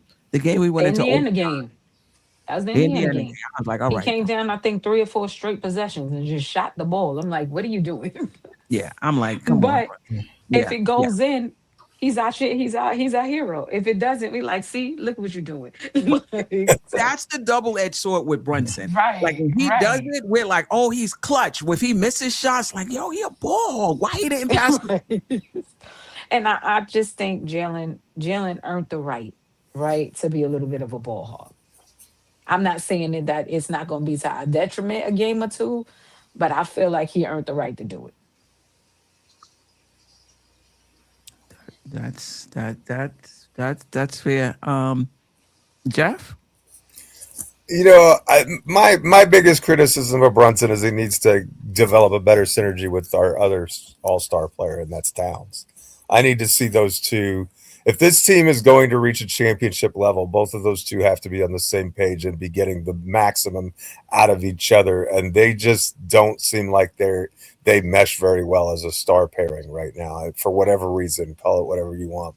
But I've said this till I'm blue. I would really like to see us key in with Towns early on in the game, kind of like we used to with Julius Randle in the first quarter, and then let Brunson kind of take over in the fourth quarter if necessary. But I also think he has a lot better player. I mean, I know they're not, world beaters or whatever, but I think compared with when he first got here, I think the talent around him, especially shooting wise, is superior. And so I think I think my criticism would have been like the Indiana game where he just got the ball across half court, didn't do anything with it, and shot. Like, pass the ball, cut, or relocate and get it back, right? Have it, then that way you're getting a better open look also, and you're not having to work as hard. Like, let the ball have its energy and move. And when you make that pass and then you cut, more often than not, you're going to get open because you're really difficult to guard. And if you're getting it to someone like Towns, it's probably someone, maybe not as much gravity as, say, a Landry Shamet, but, he's going to be someone who's going to have some gravity, and people are going to pay attention to that. So if you pass and you relocate, then I think you're going to get a better shot, an easier shot, a more in rhythm shot. And the other thing is, maybe you get Towns involved to the point where he gets off and starts scoring. And so I just think that for the Knicks to be optimized, I think we've got to get Towns more shots, and I think that's on Brunson. I think that as the point guard, as the leader, if you're going to be that guy, you got to make sure that you feed your cat. I think that's a Mike Brown issue, Geoff. I think Mike Brown has made it his that this is a different type of offense, and Cat is not going to be featured in this offense. I think it's more guard-oriented offense, and not that Cat doesn't see the ball, he does, but I don't think this is an offense that's going to feature Cat. And I think that's a scheme. I think Mike Brown wants him to rebound, play better defense. And, obviously when you do get the ball, take good shots, but it's been 55 games now, and we're still talking about Cat being featured in the offense. Now, can individual players get him the ball more? Yeah, they can. When they do a pick and roll, can Brunson pass the ball to him? He can. But like this spamming where him and it's mostly him and Cat and everybody else is playing off of those two, I just don't think that's Mike Brown's offense for Cat. But those who understand scheme better, I'm interested in. I just think that's a mistake. I think it's underutilizing a weapon that, and I think it's playing away from your strengths, and I think it's a coach's job to play to your strengths. And I think you're absolutely right that it's definitely by scheme and design and the way that Mike Brown wants to play. But I think it's Mike Brown's responsibility to play to the strengths of his roster. And I think that when you have a 50, 40, 80 guy and you're freezing him out a lot of the times to the benefit of some guards who I don't think are as high a percentage shooters and players. I think that's a mistake. I don't disagree, but after 55 games, remember before we were like, I don't know, like, is this Mike Brown? Is this like, we've been talking about this even since last season. I've come to the conclusion it's mostly Mike Brown. And Brunson is a part of it too, but I think it's mostly Mike Brown in terms of how he wants to run his offense. Excellent point. Yeah. Mm-hmm. Anybody else want to comment on Brunson, what you've seen so far, and what you want to see going forward? And if you think he can play this position and the Knicks win a championship, or do you think he's a liability as the person with the ball in his hand all the time? I'm going to split this baby 60-40 in a way. 60-40. Yeah, I'm going to right, okay. 60-40. I'm going to split this baby a bit. But, it's not too much meat left on the bone. With all these great minds here, they've picked it and left me a few strands, you sons of... All right, but... Easy now. All right. But you know what? I'm going to say it like this. Brunson, night and day as far as defense, particularly, I'm not going to go back from, say, all of this whole year, but definitely after they had that meeting and him getting over them screens, getting in front of his man, physically, have his chest lined up. He's done a much better job than that. That is for sure. Offensively, like I said, I'm going to split this 60-40, and I'm going to put 40% on the team, and I'm going to put 60% on Brunson. The reason why I think I'm going to put 60% on Brunson is that Brunson is at times, we know he's a great guard, but he's always trying to prove that. He has a chip on his shoulder, and he gets into ego points sometime with players. He's human.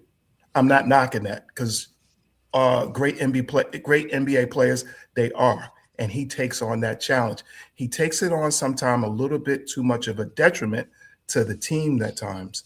But this is where I split the baby at. And the reason why I split the baby is because if we had guys that were aggressive enough as well, who's moving with him at times, then I think that he wouldn't do it as much. But there's times where you can see guys, I think some guys, they know it. They'll say in their mind, hey, it's Brunson time. And they kind of lax back and not, you know what I mean? And then they can't get that gears up and get it moving again.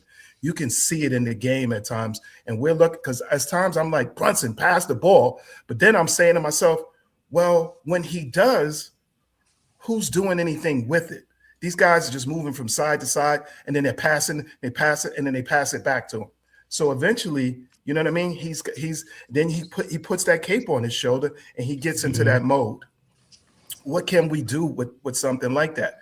The only thing, like you say, that you can do is to say here, coaching can say here, Brunson, you know, somebody, his father, somebody, pull him in, rein him in at times and say, hey, Brunson, yo, you know, it doesn't have to be anything, you know, crazy, just something subtle that's between them, and say, here, move the ball a little bit more. But he gets it, like I say, he gets into that mode, and sometimes we can't blame him. I mean, it's at certain times I can't blame him, but there are other times where guys are wide open, and Brunson is on that mode. Guys, a lot of times he doesn't pass out of the double team fast enough, which then, you know, holds things up. That those slow moments where all of a sudden he brings the ball up and he's the ball past the what's name here, and he's just beating those things for Mike Brown offense begins to slow things up, and it doesn't look good for our offense to flow, because nobody wants to then say here or catch that ball with 2-3 seconds. And then what are they going to do? You know, we don't have athletes like that are that great and that can respond like that. We do have one guy who seems to somehow always be good at that, and that's his boy in crime. His boy in crime, you know what I mean, at times can do it. But then again, his boy in crime at times turns off that offensive switch, which makes it a little awkward, what's name here. But we got to look at that. Even though Brunson's our captain, our leader is Brown. And Brown has got to figure this out. He's got to make it better. And I agree with everybody else. If we can't get those two guys on the same page, we are going to have a tough time. And, you know, and a quick out. They got to be better than that. That's just where my point is that these last 28 games, I think, left. They got to, those two's got to get a little bit more cohesiveness. You know, I ain't gonna say it's gonna be a world beater, because we know that that's not gonna happen, not that fast. But if they can build at least another 10, 15, 20%, things like that, to me, work much better. And to me, a lot of it is the position of where he has Cat at. And I think he needs to move Cat more at times, because it's something about the alignments of him and Brunson. It's just not working out. Yeah. That's what I'm saying. You know, maybe Mike Brown is betting on, you know, betting on OG and Bridges, you know, betting on Cat being in the role he's in, and that OG and Bridges and the movement of the ball and the cutting and what have you is going to be better for the team overall in the playoffs than adding a Brunson Cat element, or having a Brunson Cat be a major scheme. We're going to see in the playoffs whether or not that's going to be better for the team. We're going to see in the playoffs if Bridges or OG is reliable. And some would even say Cat, if you look at his entire career, has been some series he's been reliable, some series he hasn't been reliable. Yeah. I'm gonna say this. Okay. Go ahead. Nope, go. No, I'm gonna say that. I'm just like, I just think no one player is bigger than the game. I think it's all schemes and things like that. Because when you look at back in the day when Michael Jordan came in, he was scoring all over the place, but the Bulls weren't winning games until Phil Jackson came with that triangle offense, and they started winning because it was team ball. Same thing with the Spurs. When Pop was there, you could sit Ginobili, Parker, Kawhi Leonard, sit them guys down, and those backups were still winning games because they was running the system, and them players played it and they won.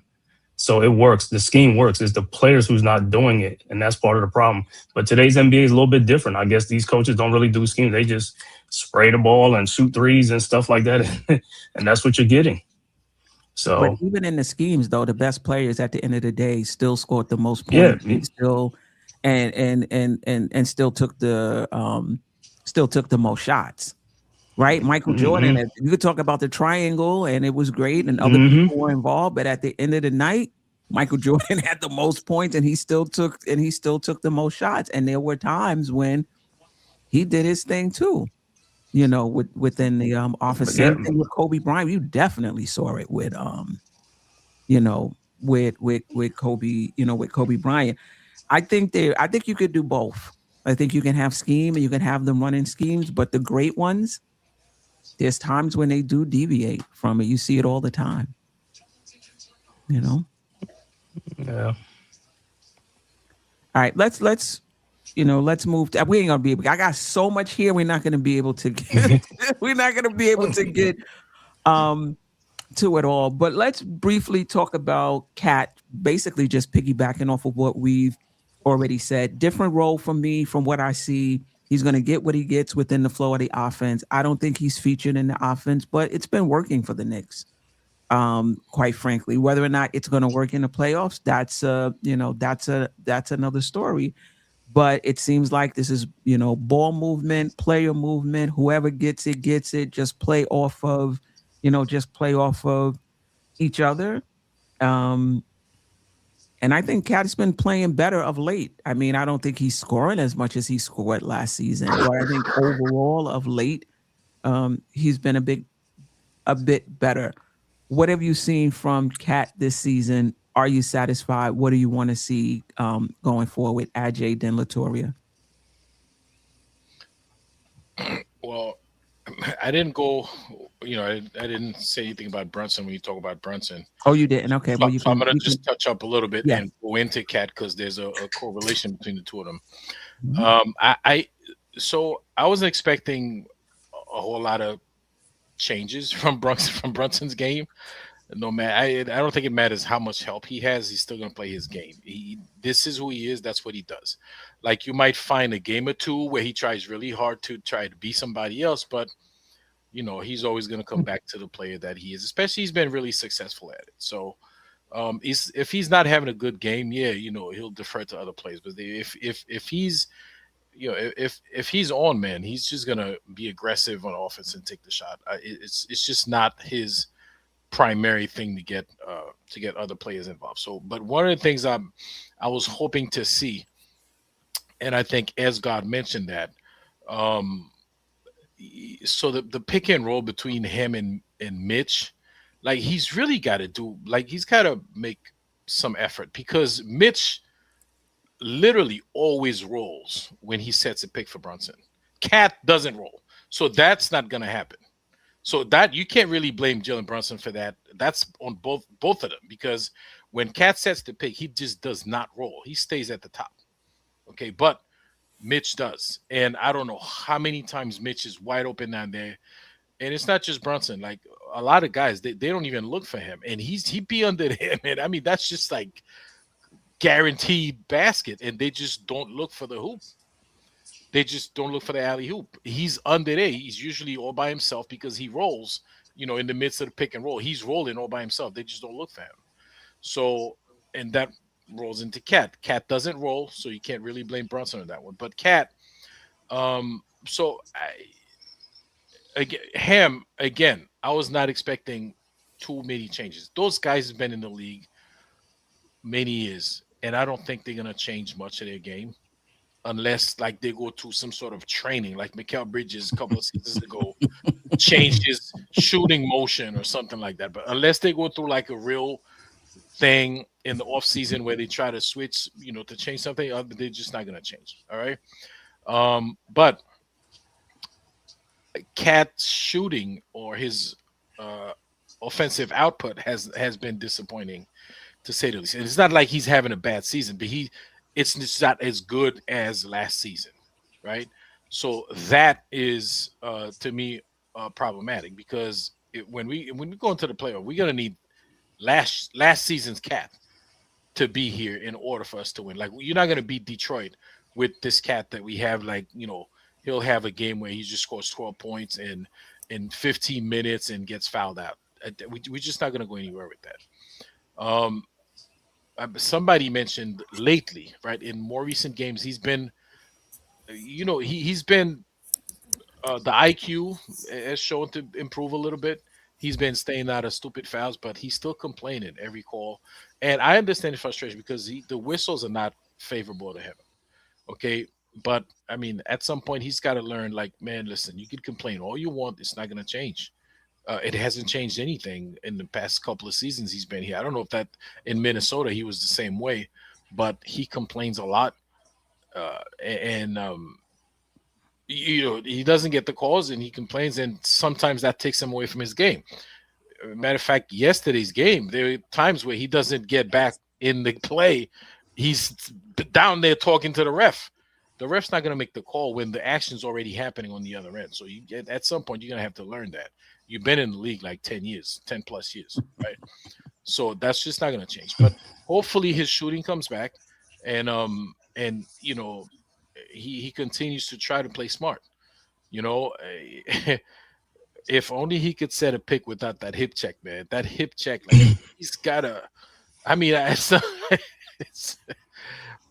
know he does that, and I don't know how many drives. Sometimes they make those calls, but yeah, they could have called something else. But he be guilty of those things. Like, and when he's driving the ball, he's literally grabbing on the defender's arm. Yeah, I don't know what that is. All the time. And that's one of the reasons why I'm like, why don't you just shoot some, Yeah, but he does that a lot. And sometimes the calls, there's contact before he does that. But when they call it on him on the replay, you see that he actually commits the foul, even though there might have been some contact before he committed the foul. So you just hope he plays with a cool head, and hopefully the offense come back. I don't expect him to be a better defender. He's been, again, in the league over 10 years.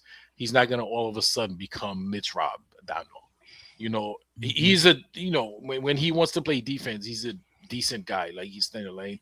It's just not his thing. Like, he doesn't have the instinct. Like, guys will be right in front of him. Like, he's defending with his arms down. Like, he's defending. You're 7 foot tall, man. You're defending with all you have to raise your arm, raise your hands, and you're gonna make a difference. But he's defending with his hands down, so that's just not gonna change. Hopefully, he can get the scoring back because that balances out. Right, Latoria, just a different part of the question, so we can just move this along. I hear a lot of we can't win without Cat being more prominent. I don't understand where we get like. I don't see that happening. Like, it's been 55 games.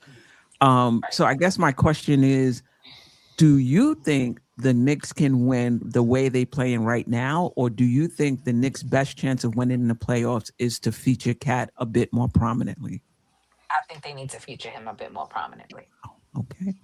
I don't have to talk to Mike Brown, because Mike Brown I agree, Steph. I mean, me and you on the same page. Like, I think that this is being done intentionally. I think that his version of this Knicks team is not to feature Karl Anthony Towns, and I think it's a mistake. Like, I think it's great to watch fun basketball, but when we get to the playoffs, we all know things tighten up. That whistle, they tend to swallow that whistle. Things get a lot more physical, and at the end of the day, you need your big man in the middle of the floor clogging things up and putting the ball in the hole. And if he hasn't done it all season, he's not going to do it for you in the playoffs. So Mike Brown got to fix it, and he got to fix it now.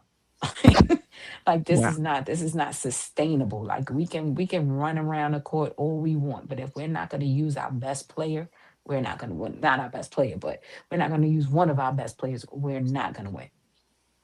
Like, wow, I just don't see it. I'm sorry. I don't see a world where we go into the playoffs and we think that we can beat the Detroit Pistons, and we think that we can be who else is there? Cleveland Cavaliers, without utilizing one of our best front court players. Like, it's just not going to happen. Every night, OG Anunoby is not going to knock down a three. Every night, Mikal Bridges is not going to come with his offensive game. But if you keep giving Cat the ball, Cat's going to score, because usually he's the best big man on the court. And if you can't utilize that, there's something wrong with you, Coach Brown. Not with Cat, with you. I think he doesn't get the ball as much now because they're not really calling plays. And if these guys are out there reading and reacting and they're running up the court, and he's usually the last guy up the court, not because it's something wrong with him, just because he's the biggest guy out there. So he's tending to be the slowest guy out there. So usually when he comes up, the offense is already in motion. Somebody's already done cut to the basket. The ball is already going into the hole. Okay, that's fine. That's not going to fly all through the playoffs. this high-powered, high-octane offense is not going to, things are going to tighten up and they're going to slow down. And when you have those slow down moments, you need him to be in the middle, methodical, putting that ball in the hole. And if you don't get him to do it now, you can't expect him to do it for 16 games. So I Wow. just don't see this being sustainable. Wow. Well, Escar, what's your thoughts on I wanted to our say, chances? Yeah, go ahead. What was going to say? What- so I don't fully agree with Latoria that it's just All right, AJ, no, hold no, on. no, no. I'm I just know, saying. but I'm gonna ask the panel the question. Oh, I was gonna ask Escar his reaction to Yeah. if he also believes that the key to the Knicks winning the series, winning in the playoffs, is featuring Cat, or do you believe that the way the team is playing right now is a recipe for success with Cat still getting the ball, just not being as featured? Yeah, I mean, for us to win, I think we need to have Cat needs to have a big series in the playoff and stuff like that. So the offense, it can cater to him a little bit, but like I said, he has to do his part too. And it depends on where he's catching the ball. Because if he's catching it in the post, then that's fine. But if he's catching it from the 3-point line, that's where we get in trouble. Because by the time he gets down to the post, I mean, he's doing a chicken wing arm thing and getting to the basket. I don't know why he does that. I just don't understand how this keeps happening. If you're taking the time to concentrate to do that, why can't you just get down to the basket and just get in there and score? Then they putting smaller players on him, and then he's knocking them out the way with an elbow. It's like, bro, what are you doing? It's like, what's going on with your post game? You should be able to spin off of those guys and just get in there. But it's like, I don't know. It takes him like 20 years to get into to turn and to get to the basket, bro. What's going on? So it's like they irritate him. Then he's getting offensive fouls or something like that. So, and then his shooting, like I said, he hasn't shot the ball too good this season. So that's another thing. If he can get his shooting down pack, that's fine. But some of it is talent. And yeah, I know there's a whistle because I'll be yelling at the screen, like, call the foul, because he do get fouled a lot. And then on the other end, they call it these little ticky-tack fouls and stuff like that. And that frustrates a player, which ain't fair. But like I said, on his part, like I said, it just depends where we can get the ball. If we put him in the post close to the basket, I think good things will happen with Mike Brown, but I don't know why nobody from the bench yells to get him the ball in the post. They trying to get him from the high top, and that doesn't work. So if they could change that philosophy, I think that'll shorten the distance to the basket and probably get better results. And to your point, Escott, if they do that, Towns has to be smart when he's making, when he is in the I'm in the post, he's making his job harder than it has to be. Turn around and shoot the shot. Like, he's making it so much harder. But Ajay, go ahead. You were saying that you disagree with yeah, right. Because I was gonna say part of that, and I think Escott just pretty much said what I was gonna say. It's not just the coach; it's Cat, because Cat is featured, but what does he do with it? Right? Sometimes maybe they don't call the play for him, because I don't think the coach in the huddle, he comes in and says, okay, this is the play you're going to run. Most of the time, there's a couple of options, right? Because you have to be flexible to what the defense does, right? If they do this, is what you do that. If they do that, you do this, and so on and so forth. So it goes through Cat, but what he does with it is a different story. I think, as God, you said, with the pick and Cat could pick and roll or pick and pop. He has options, right? He does neither one of them. He stands at the top. Let the play slows down a little bit, then try to drive with the chicken wing and all that stuff, and then anything can happen from there, right? But he does get the ball, like, it runs through him. What he does with it, though, is what doesn't work. And yeah, I think it's the coaching staff's got to work that out with him. But I don't think it's just them. Like, he has to make an effort also to put himself in a position, because he can't shoot the yeah, you're gonna miss the first couple, but you get in rhythm, you're gonna average out what you average out. Okay, so you may have to take a couple of shots that you don't drop, but then throughout the game, eventually you're gonna start hitting them, and it makes a huge difference when the defense knows that, okay, this guy, he can roll, or he can shoot the three, or he doesn't like to play in the post, but once in a blue moon, he could be in the post and he could score from there. But he's not doing those things. It's literally the same thing with him every time. But why do you think he's not doing it? Do you think that's him choosing to do it? Do you think it's schematics? Like, why do you think he's not doing it? I think it's both. And that's why I'm saying it's not just him, but the coaches also got to pull him in and say, hey, you need to do that, or you need to do this, or you need to do that. That's, you know what I'm saying? So it's not just the coaches. That's why I'm saying I don't fully agree with that, because I think some of that responsibility also falls on player. You know, and that also probably contributes to him not scoring. Like, you know, eventually when you don't see the ball go through the hoop, your 3-point is because you're out of rhythm. You know, your 3-point shot starting to not fall, and this is when the head game now is starting to affect your game, and you make these stupid mistakes out there. It's all linked. You know. Okay. Geoff, the Nick Nation. Well, I think. Go ahead. You didn't comment on this, right? No. Okay. No.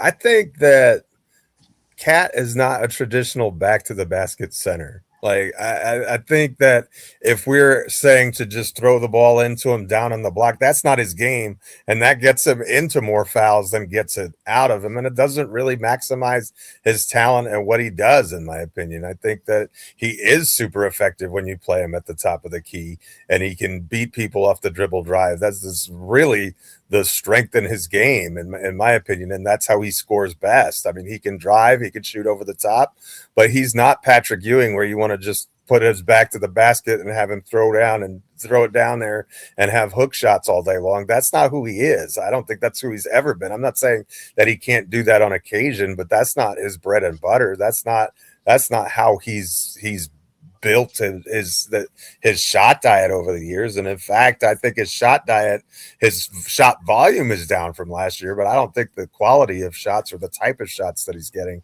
are different than last year. I think he gets a similar type of shot that he's always gotten, and then those are the looks that we want him to get, as far as I'm concerned. But what I will say is this: I think that when you're talking about playoff basketball, you're talking about hunting mismatches, right? That's why the Pacers have been so good in the playoffs the last 2 seasons, is they've been able to hunt, regardless of whether they're playing the Knicks or anybody else, even against Oklahoma City until Halliburton got hurt. They were relentless in hunting the mismatch and always getting to the players who have the greatest offensive advantage. And who are the players on the Knicks who have the greatest offensive advantage in a half-court set? It's Brunson and Towns, right? And so you have to make sure that you're activating both of those players to their maximum. In other words, I just don't think OG and Bridges are consistently those types of players. And I think that Towns and Brunson are, and Hart doesn't look to score a lot of times. He's better usually in the postseason, but I don't think he's as reliable either. So to me, that's what I think. I think we need to highlight the mismatches and attack those wherever they may be. If they're guarding him with a smaller player, Cat, just catch it and shoot over the top. Don't try and bully him down, and get the ball stolen or get the chicken wing foul or whatever the case may be. He's got a repertoire where he can do so many things. He just, he just needs to recognize the mismatch and attack whatever it is. And, and if he's got a slower player on him, then you go to your dribble drive move and you get inside. When you say shoot over the top, Geoff, you mean if he has a smaller player on him at the top of the key, you would prefer him to shoot over the top at the top of the key than to be in the post and just take a turnaround jumper? Well, he's a career 40% shooter from above the break. Why wouldn't you want him to shoot over the top? But above, how many of those shots are contested though? Right? How are you going to get a good contest when you've got a player who's 5 inches smaller? Oh, yeah, you can get a contest because Towns don't jump. He don't jump high. He don't jump. So you're going to get a good contest. I mean, I will say this. I don't think you should bury Towns in the post and not take advantage of the fact that he can shoot a 3-point shot. But I don't think we should turn him into a wing where all he's doing is just staying at the top of the key and shooting a 3 or driving to the basket. I've watched Cat play in Minnesota multiple. He has post moves. He does have post moves, but I agree. Don't bury him down there. But he does have post moves. And if he has a smaller player on him, I don't think he needs to try to be Shaq. He can do an up and over. He could do a half hook. He has those, he has those moves in his, in his bag. I personally would like to see him mix it up a little bit. And on those mismatches, I get it. Mike Brown seems to want him at the key, as somebody in the chat said. Shout out to him or her. I think it was him. Wants to just have him at the top of the key just to create space, just to pass or just to drive. I don't think that's the best use of Cat. I think you can get some post play out of him, but I do think when he is in the post, he's just like, he got to be disciplined in the post. Like, he just be down there like what are you doing? So I don't know, but I would like to see them mix it up a little bit. I do think he has a post game, and I would like to see him.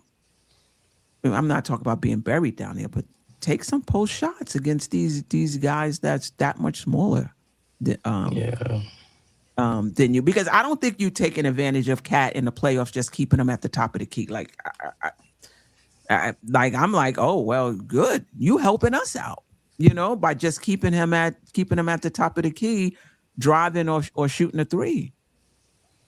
Anyway, Nick Nation.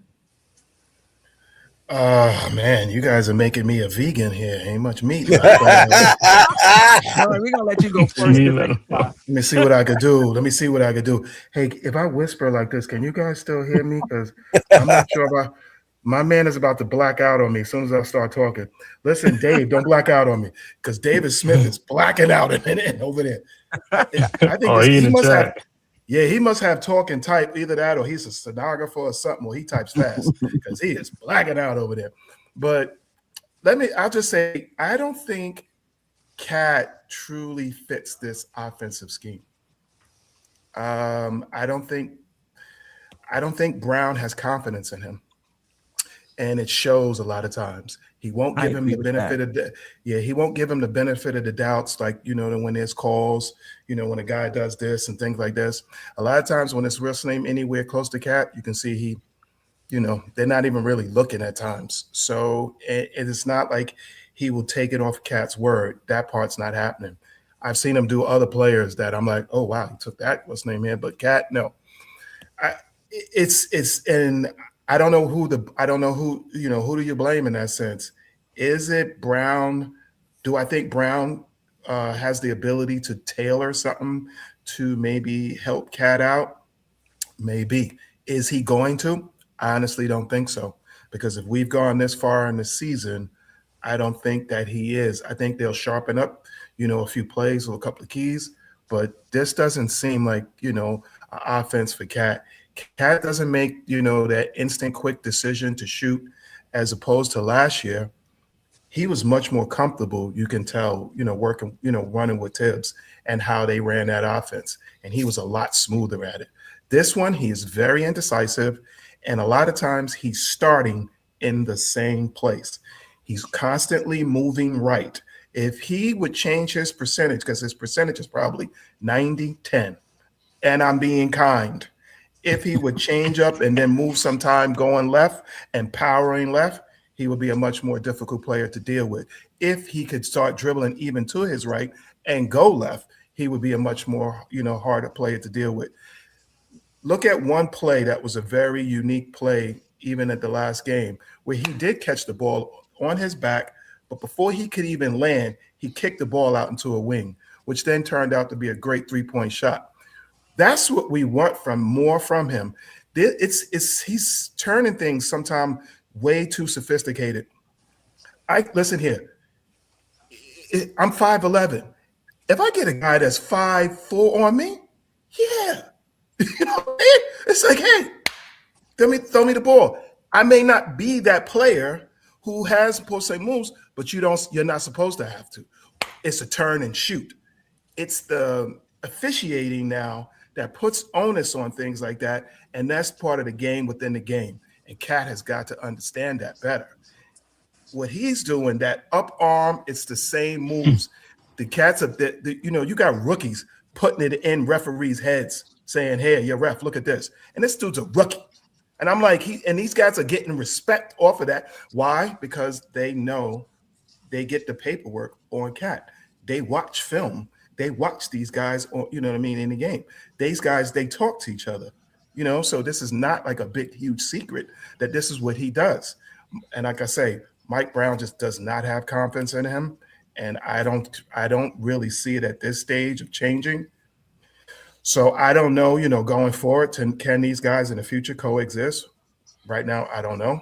But in the playoffs right now, if the playoffs had to come, I don't see him saying or diverting something for him. I'll see him maybe pushing for Mikhail and OG before I see him pushing for Cat. That's just how I see it. My personal thing is, but that's not what I want. I want Cat to do better, and I also want Brown to do better. There has to be a common ground, because in order to, like you say, to make a championship, which all of them are talking about, they have to make sacrifices. And if Brown, if it's his ego, if it's his style, he's got to figure it out, because otherwise you're looking at two, you know, arguably a great coach, arguably a great player, but can't get it done together. And that's not gonna fly in order for us to get a championship. Something's got to give. Geoff, didn't I ask you that question today, or was it the other day? I was like, I wonder if he trusts Cat. I wonder if he has confidence in Cat. Or I forgot how I framed it, but you did ask that question the other day. That was the question. Yeah, I'm like, I wonder, like, maybe he doesn't trust him because of the foul trouble, you know, because of the crying to the refs or whatever. Maybe he just doesn't trust him. Yeah, that ran across my mind too.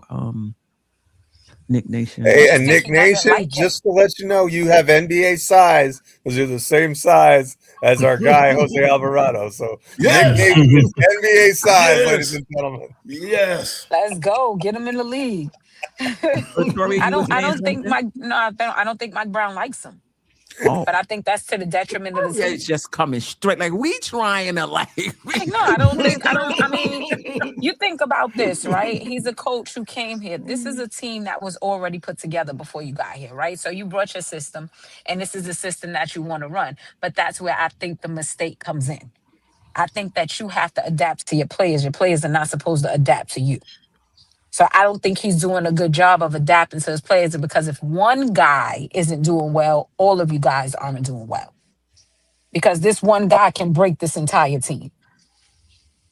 And there's a call out of him in press conferences. There's the hug with Draymond Green. There's just the lack of, to me, just common decency for your player.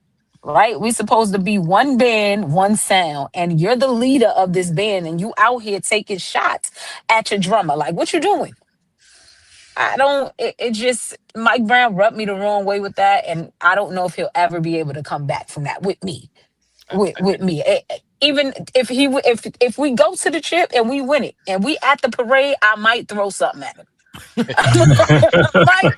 I might throw something because I'm still mad at him. He gonna have a side eye with me forever, because that's just not how you're supposed to move with your people. And you haven't been here long enough. I didn't like that either. You're not doing enough to facilitate him. Like, I get it. I get all the knocks and all the criticisms because I see it too. But I also see it with other players in the league, and they don't get called for it. Cat has the absolute worst whistle in the entire NBA, and I'm still trying to figure out why. I want to know what he did. I don't know what he did. He had to do something, because I watched Joel Embiid do the same things night after night after night, and he doesn't get the call. They don't call that stuff on him. They don't call that stuff on a Greek freak. They don't I don't get it. I don't know why he doesn't get the respect from the officials like the other players in the league do, especially players of that caliber. Right. Like, it's weird. Like, and I get it. Like, the refs are doing you dirty, right? And I'm not saying that he not doing things and he don't, deserve some of those whistles. But the refs are doing you dirty, right?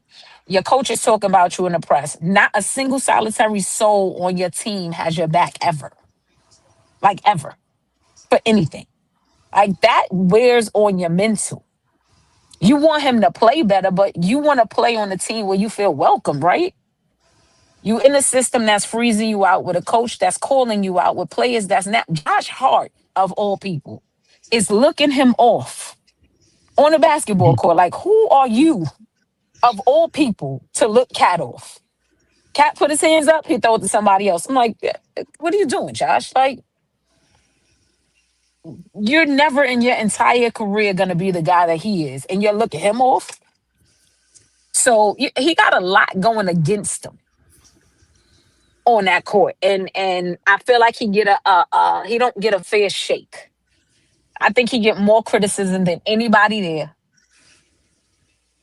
and he getting the worst treatment of anybody there, and he's asked to make the most sacrifices.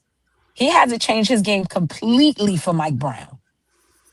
It's a completely different game. You asking somebody who you brought in here to be the Robin to Batman, and now you telling him that he not even a character in the comic book. Like, you put Mikal Bridges and OG Anunoby and Josh Hart. All of these guys are more prominent in the offense than he is. How do you think he feels about that? Like, at the end of the day, we could talk about basketball all we want, but he's still a human being. This stuff he got to take home and internalize every single night. It's amazing to me that he comes to work. Like, I would have quit a lot. Screw y'all, trade me. I don't want to be here either. But I'm rooting for him because I feel like he getting the Kaka end of the stick. Toria, just wanted you to know, you have like a really, really big fan here in David Smith. His name's David welcome. Smith. He said, welcome to the Cat Nation. Listen, that's my guy, right? Me and David Smith had our little run-in, but I get like I'll never be the super fan of any player that David Smith is, but I get the frustration being a Karl Anthony Towns fan, because you look at the player, and I'm not, again, I need to reiterate that I understand his shortcomings. I myself say, just go straight up. Like, what are you doing? You all over the place. But I also get the frustration of everything else. You're not getting the whistle. Your teammates are not coming to your aid. Your coach is talking about you. Like, it's a lot. You go on social media, they're talking about this man's mannerisms and how he talk. Like, Knick fans, they not even other teams fans. Your own team, who I've never once heard this man talk nasty about New York. The fans, the team, his teammates, the city. He's nothing but a positive ray of light when he's having any conversations about this team. I think he's so happy to be here. I don't think we're happy to have him. And sometimes I just don't think like Knick fans deserve nice things. Like, you want to trade him, but they want to trade him for things that aren't half the player that he is. You want Triple J. You want Sadiq Bey. Like, you seriously want to trade Karl Anthony Towns for these guys? No, like, just do it. Go ahead and do it. I want y'all to do it, and I want y'all to see what the outcome is. Just do it. Like, I just would not say Knick fans don't deserve nice things. They just don't. They just don't. I'm gonna get off my soapbox. I'm sorry. I felt like I took over the chat. I'm sorry. There you go, David. I think most people want to keep that. At least from doing the shows and from the panels, I think most people like. I think we had a show like most of us here. The only person we were willing to part ways with out of that call was Mikal Bridges. Like, we all wanted to keep Cat. Because you're sensible, AJ, right? Like, you're sensible. But I'm sure you bounce around. No, I get it. But I'm sure you bounce around like the rest of us do, right? When you go into these different chats and you go to these different you hear the people in these chats, and I've heard it from people that got podcasts. Like, let's trade them for this person. I'm like, are y'all crazy? So when you're sensible and you watch the games and you know better, it's one thing. But when you listening to these fans in these chats all over the place, man, it's a completely different story. Listen, Sadiq Bey, we like Sadiq Bey. The only players we were willing to trade for him was Yabusele and Pacome Dadier. That's it. Yabusele and Pacome got traded for everybody on the planet. That's what I'm saying. But no picks either. Just those two. And send back Sadiq Bey. Yeah. I want to get to this Super chat by Parish Doug. I appreciate you. Cat is a 5 now. I think he was a 5 last season, but okay. 2. Cat is a 5 now. That's why his results are different. It's less threes and more conventional pivot play at the 5 now. Also, he's responsible for making shots. I mean, he was a 5 last season as well. And I don't think it's more conventional pivot play at the 5. He's never there. Yeah. They're not playing him down there. Am I missing something? Maybe I'm reading this wrong. No, that's what I'm getting out of it too. But he's still at the top. He's still at the 3-point line. He still played the same way. But I agree. He is responsible for making shots.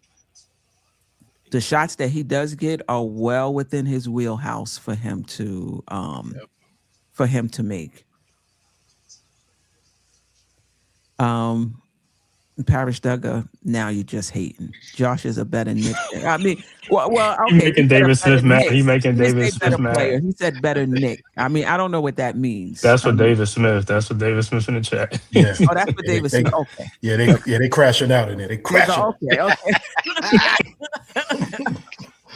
Oh man. Yeah, we already 2 hours in. Wow. Okay, I just want to ask one question. We can't do OG, we can't do Bridge. I wanted to talk about Mike Brown. We might have to do another show. We will do another show. Another one. We got time next week. Remember, next week we're gonna do it probably Tuesday, Wednesday. Oh, that's true, because the Knicks though. Maybe we'll do part 2. Knicks play Thursday. Yeah.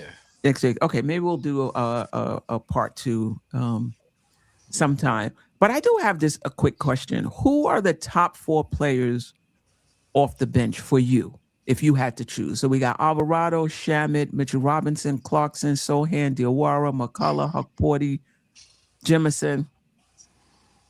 Maybe not.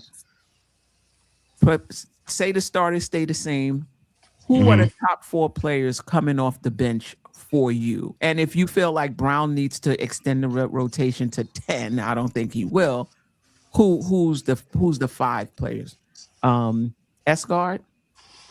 Yeah, I'm gonna go with Mitchell Robinson, Alvarado, Deuce McBride if he's healthy, Deuce McBride and Diawara. Okay. All right. Knick Nation. Cat. No, let me stop.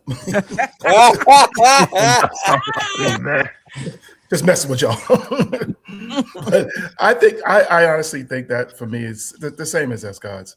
I think that's where it's at.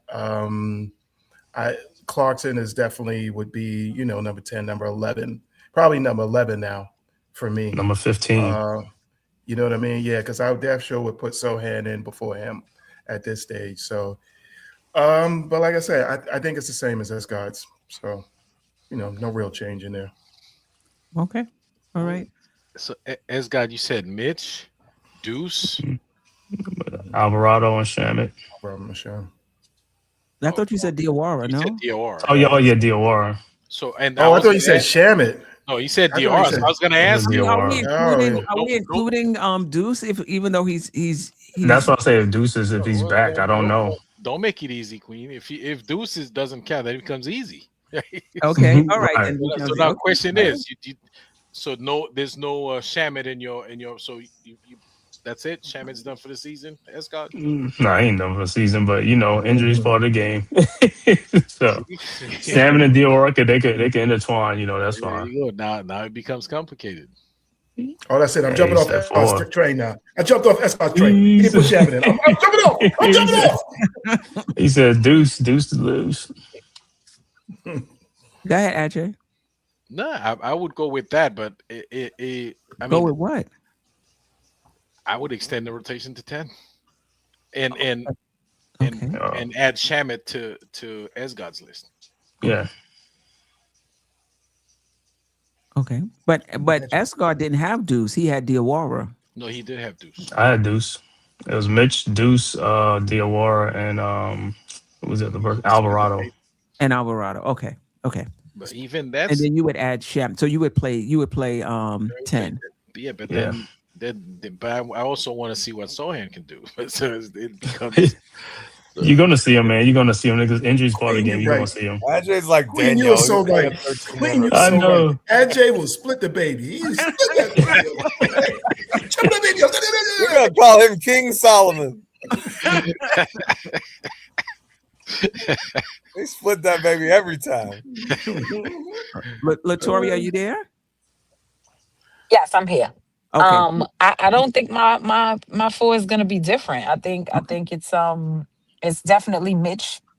It's gonna be Deuce. It's gonna be Shamit for me. And I don't know if I'm going. I don't want to go Alvarado only because I got a 3-game sample size, right? Mhm. But if I could have a 4B, I'm gonna go Mo and then Alvarado. Okay. All right. Okay. Geoff? I'm going Mitch, Deuce, Shamit, and Alvarado. Okay. No Diawara. Okay. And Nick Nation? Or did you go already? I went, but I'm changing up now. I'm a cheater. Take I'll let top y'all know. points. Somebody got to do it. That's right. If Say you ain't that. cheating, if you ain't cheating, you ain't trying. So this is what I'm going with. I'm gonna switch it up on y'all. I'm going. My 4 are Kolick, Diawara, Kolick, and Diawara again. That's There my. you go. There you go. It only gets no love. I know. Dorcasaurus, is that you? Let me exactly. Right. Doubling down on the Only rookie. gets no love. Yeah. Nick Nation saved Kolick because he was getting no love from us, from the rest of us. None at Yeah. all. Definitely Alvarado and Mitch. Who keeps talking about Zion in this chat? Deuce, if he's available. I really like Shamit, but I just think it's to me, I think they're different players, Shamit and Deuce, but I think in terms of what they do for the team, there's overlap. There's overlap there. Right. Brown loves him though. Loves him. Mike Brown. Mhm. He do love him some Shamit. He at the laundromat every week. Alvarado, Mitchell Robinson, Deuce. I don't think Shamit. Shamit. Between Shamit and Diawara. I just think, yeah. Probably Shamit. But it makes us small. Like if you don't have Sochan in there, if you don't have Diawara in there, then you're small coming off the bench. Because the only one you really have with height is Mitchell Robinson. Right. Mm-hmm. Our small lineups have been good this year, though. I don't think that's been a real weakness for us. Yeah. Depends on who you match against. So. You know, you don't want to get to the championship against a team like Houston and line up with small players. These guys average 6'10", I think, on the whole starting squad. Rockets. Hey, I'll take it if we're going up against Houston in the finals. I'll sign me up today. Yeah, Houston been having we can some do whatever we problems. want at that point. If we're in the finals against the Rockets, I want revenge for 94. Let's go. Yes. I don't care who you play at that point. You are so right. Yes. To bring back Patrick for all I care. Just get the W. Yeah, I think he's gonna play 10 in the playoffs. In the playoffs? Yeah, because the playoffs is more pressure and players get more fatigue and tired faster and stuff like that. They put the pressure up. So There's a day off I between actually every game. felt like Coaches tend to shrink the rotation. In the Yeah. playoffs. And you see he's shrinking it now. There's games when I felt like he was bringing Diawara and before we made these moves, I felt like he was bringing Diawara and Kolick along for filler minutes in the playoffs. Mm-hmm. Not necessarily because you need them to go in there and create plays and bring a bunch of scoring to I just felt like he was bringing them along. So in those few minutes that Jerrell needed a rest or Deuce needed a rest or somebody was in foul trouble, you had some guys to go in that weren't going to screw it all up. Right. And now that we picked Right. up the other guys, I feel like now we got 12 guys that we could play that ain't going to go in there and screw it all up. Leon did good. But Yeah. as long as you get these On guys getting paper. experience now, it's On good. paper. The more experience they get right now is good for the Yeah. playoffs. And if Sochan is half the defensive player, you know, people are saying he is, I think that's going to be great for Mo to be around. He's going to pick up a lot from him. And if you're not producing, somebody else gonna play. That's just the bottom line. If you're not producing, somebody else gonna play. Ain't these such good problems to have? It Yeah. definitely is.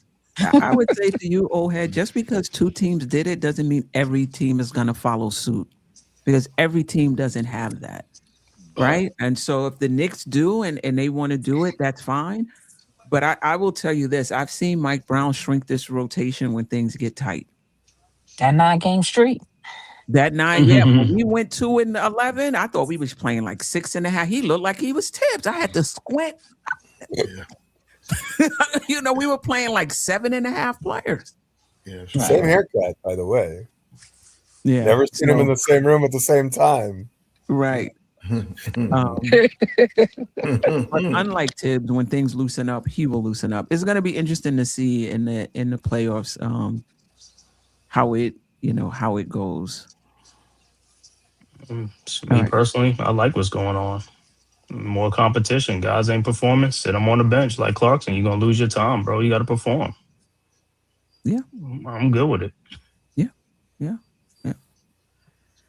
I'm good with it, but he's not. To me, he's so streaky. I think he need those minutes. Who is Like that? I think, Clarkson? yeah. Like I man. think he's might be making a mistake by benching him so much.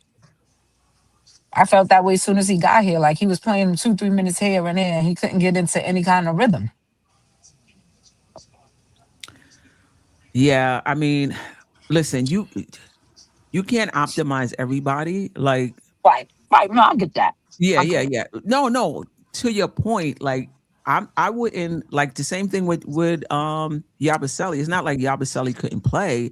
It's just that, you know, you're trying to put lineups in that optimize certain players and they don't optimize others, you know? So the same thing with Clarkson. From the beginning, I didn't think when Clarkson was getting like 10, 12 minutes, I already knew that he wasn't really a Mike Brown player. Because a guy like that, he's usually a 6th man, 7th man. They're getting 20 plus minutes a game. Once I saw he was under that, I already knew, okay, he not a Mike Brown. Because remember, him and Yabusele was signed before Mike Brown was hired.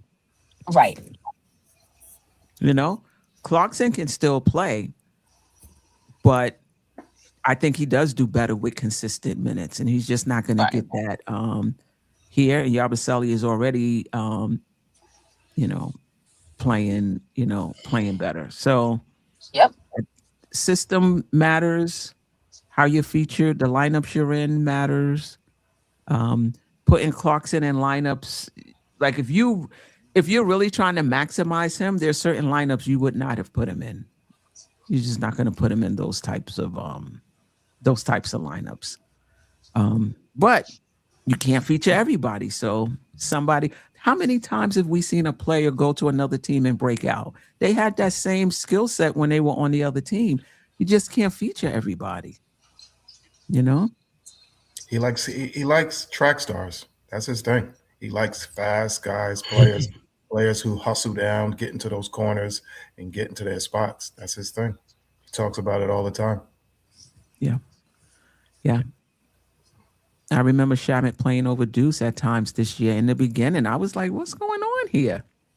And you're right. There were times before the shoulder injury where I was like, what's going on here?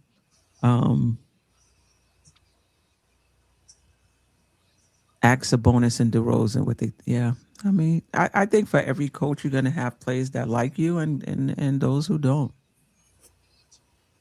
For what it's worth, most of the Ask players love Kuminga about Thibodeau, Steve Kerr. Yeah. Surprised DeRozan's still there. Surprised they didn't trade him. I thought he was going to get bought out, right? What a trade. Nobody wants to pick up that salary, Nick Nation. If he's bought out, wouldn't he be just you could sign him to a minimum? That's a lot of money to buy out. Remember, buyout I see what you're still saying. counts against your salary cap. If he's on a multi-year deal, that's a tough pill to swallow. Even if you are 13 and 85 or whatever they are. With one of those wins against us, by the way. So we're gonna have to come back and do a part 2 so we can get the OG Bridges. I really want to talk about Mike Brown, right? That was a big move to go to the Eastern Conference Finals, replace the coach. And we've played 55 games, with him, and to really talk about what we've seen so far. So let's see, maybe we can get one in earlier in the week. We'll see. Any last words? Shout out to the chat. Let me just shout the chat out just a little bit. Parish Duggar, B. Willis, Big Daddy Pring. Okay, appreciate you. Dwayne Dennis, Wolverine, 1986. East Blue Drew. Greg was in the house today. It's been a minute, Greg. Appreciate you. Ivory, appreciate you. B. Willis, sis, I appreciate you dropping in. Old Head, a pleasure. Sherman was in the house. I believe Wiz was in the house, if I'm not mistaken. Yeah. He was. He Walter White. He was doing the business. He was there earlier. Sadu Berry, I appreciate you. Ribby, RM, appreciate you. Denise, 1982. I'm not going to get to everybody, but I do. JJ was in the house earlier. You better shout out my twin. Don't You better forget shout Cat. out my twin, Nick. You better shout out my twin. Don't forget Cat. Don't forget Cat. Yeah, Cat's main. David Cat, Smith. Yep. He said, don't forget Cat. David Smith, appreciate you. JM3000. A Train was here. Latoria for joining us. Great. Thank you for having me. I appreciate you. Listen, you remind me, you're probably the closest to Stafford we've had. Just a straight shooter. So we definitely appreciate that. We don't have many Thank you better so much. compliments, by the way, Latoria B around here. We love Stafford around here, so that's about I know. I hear y'all talk about him all the time. Yeah. Just Awesome. You're not a waffle. You don't waffle like me and AJ over here. We're waffles. Latoria is the anti-AJ. She gonna pick a side, and that's it. Mike Brown, you got to do better. Period. All right, Randu, I appreciate you. Any first-time listeners? Thank you for tuning in. Hopefully you decide to subscribe to the channel. Definitely hit the like button. We're trying to create we try not to create just content, but create community where you guys come in and you're not just listening to the panel, but you're a part of it. We definitely try to highlight your comments. Some of them we talk about as well. Just really trying to create a show where it's the panel and the fans together having a conversation, and we'll get better at it as time goes on. But yeah, thank everybody for joining us. S-Guard, I appreciate you. Ajay, Nick Nation, Latoria, appreciate you. Geoff, you already know we got a break, right? We don't have to do any game recaps until. I don't know what I'm going to do with myself. I'm twitching in the going through withdrawals. I think that's all of us waiting for the next Knick game. Okay, yeah, against Detroit. Yep. Let's go. I'm ready. Sochan should be available for that one. Is what I read. No Stewart or Durant. No Stewart or Durant. They suspended. I think Stu should be back, right? He only got two. I'm not Stu. Durant should be back. I think he only got 2 games. Stu got 7 games. What is wrong with that guy, man?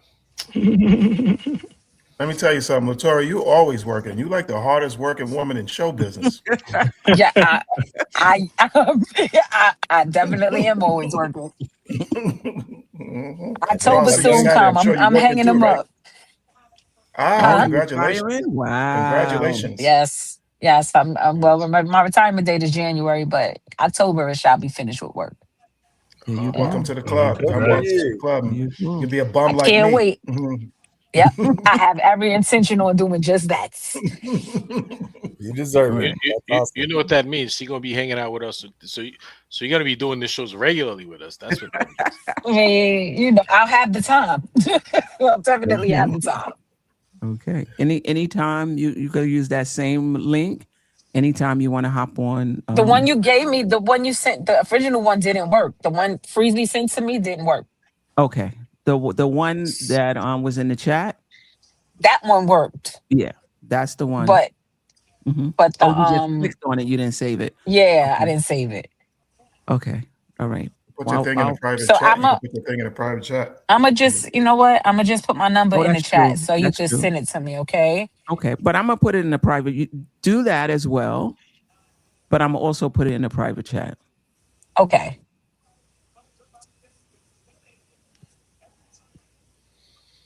All right, and then let me copy that number.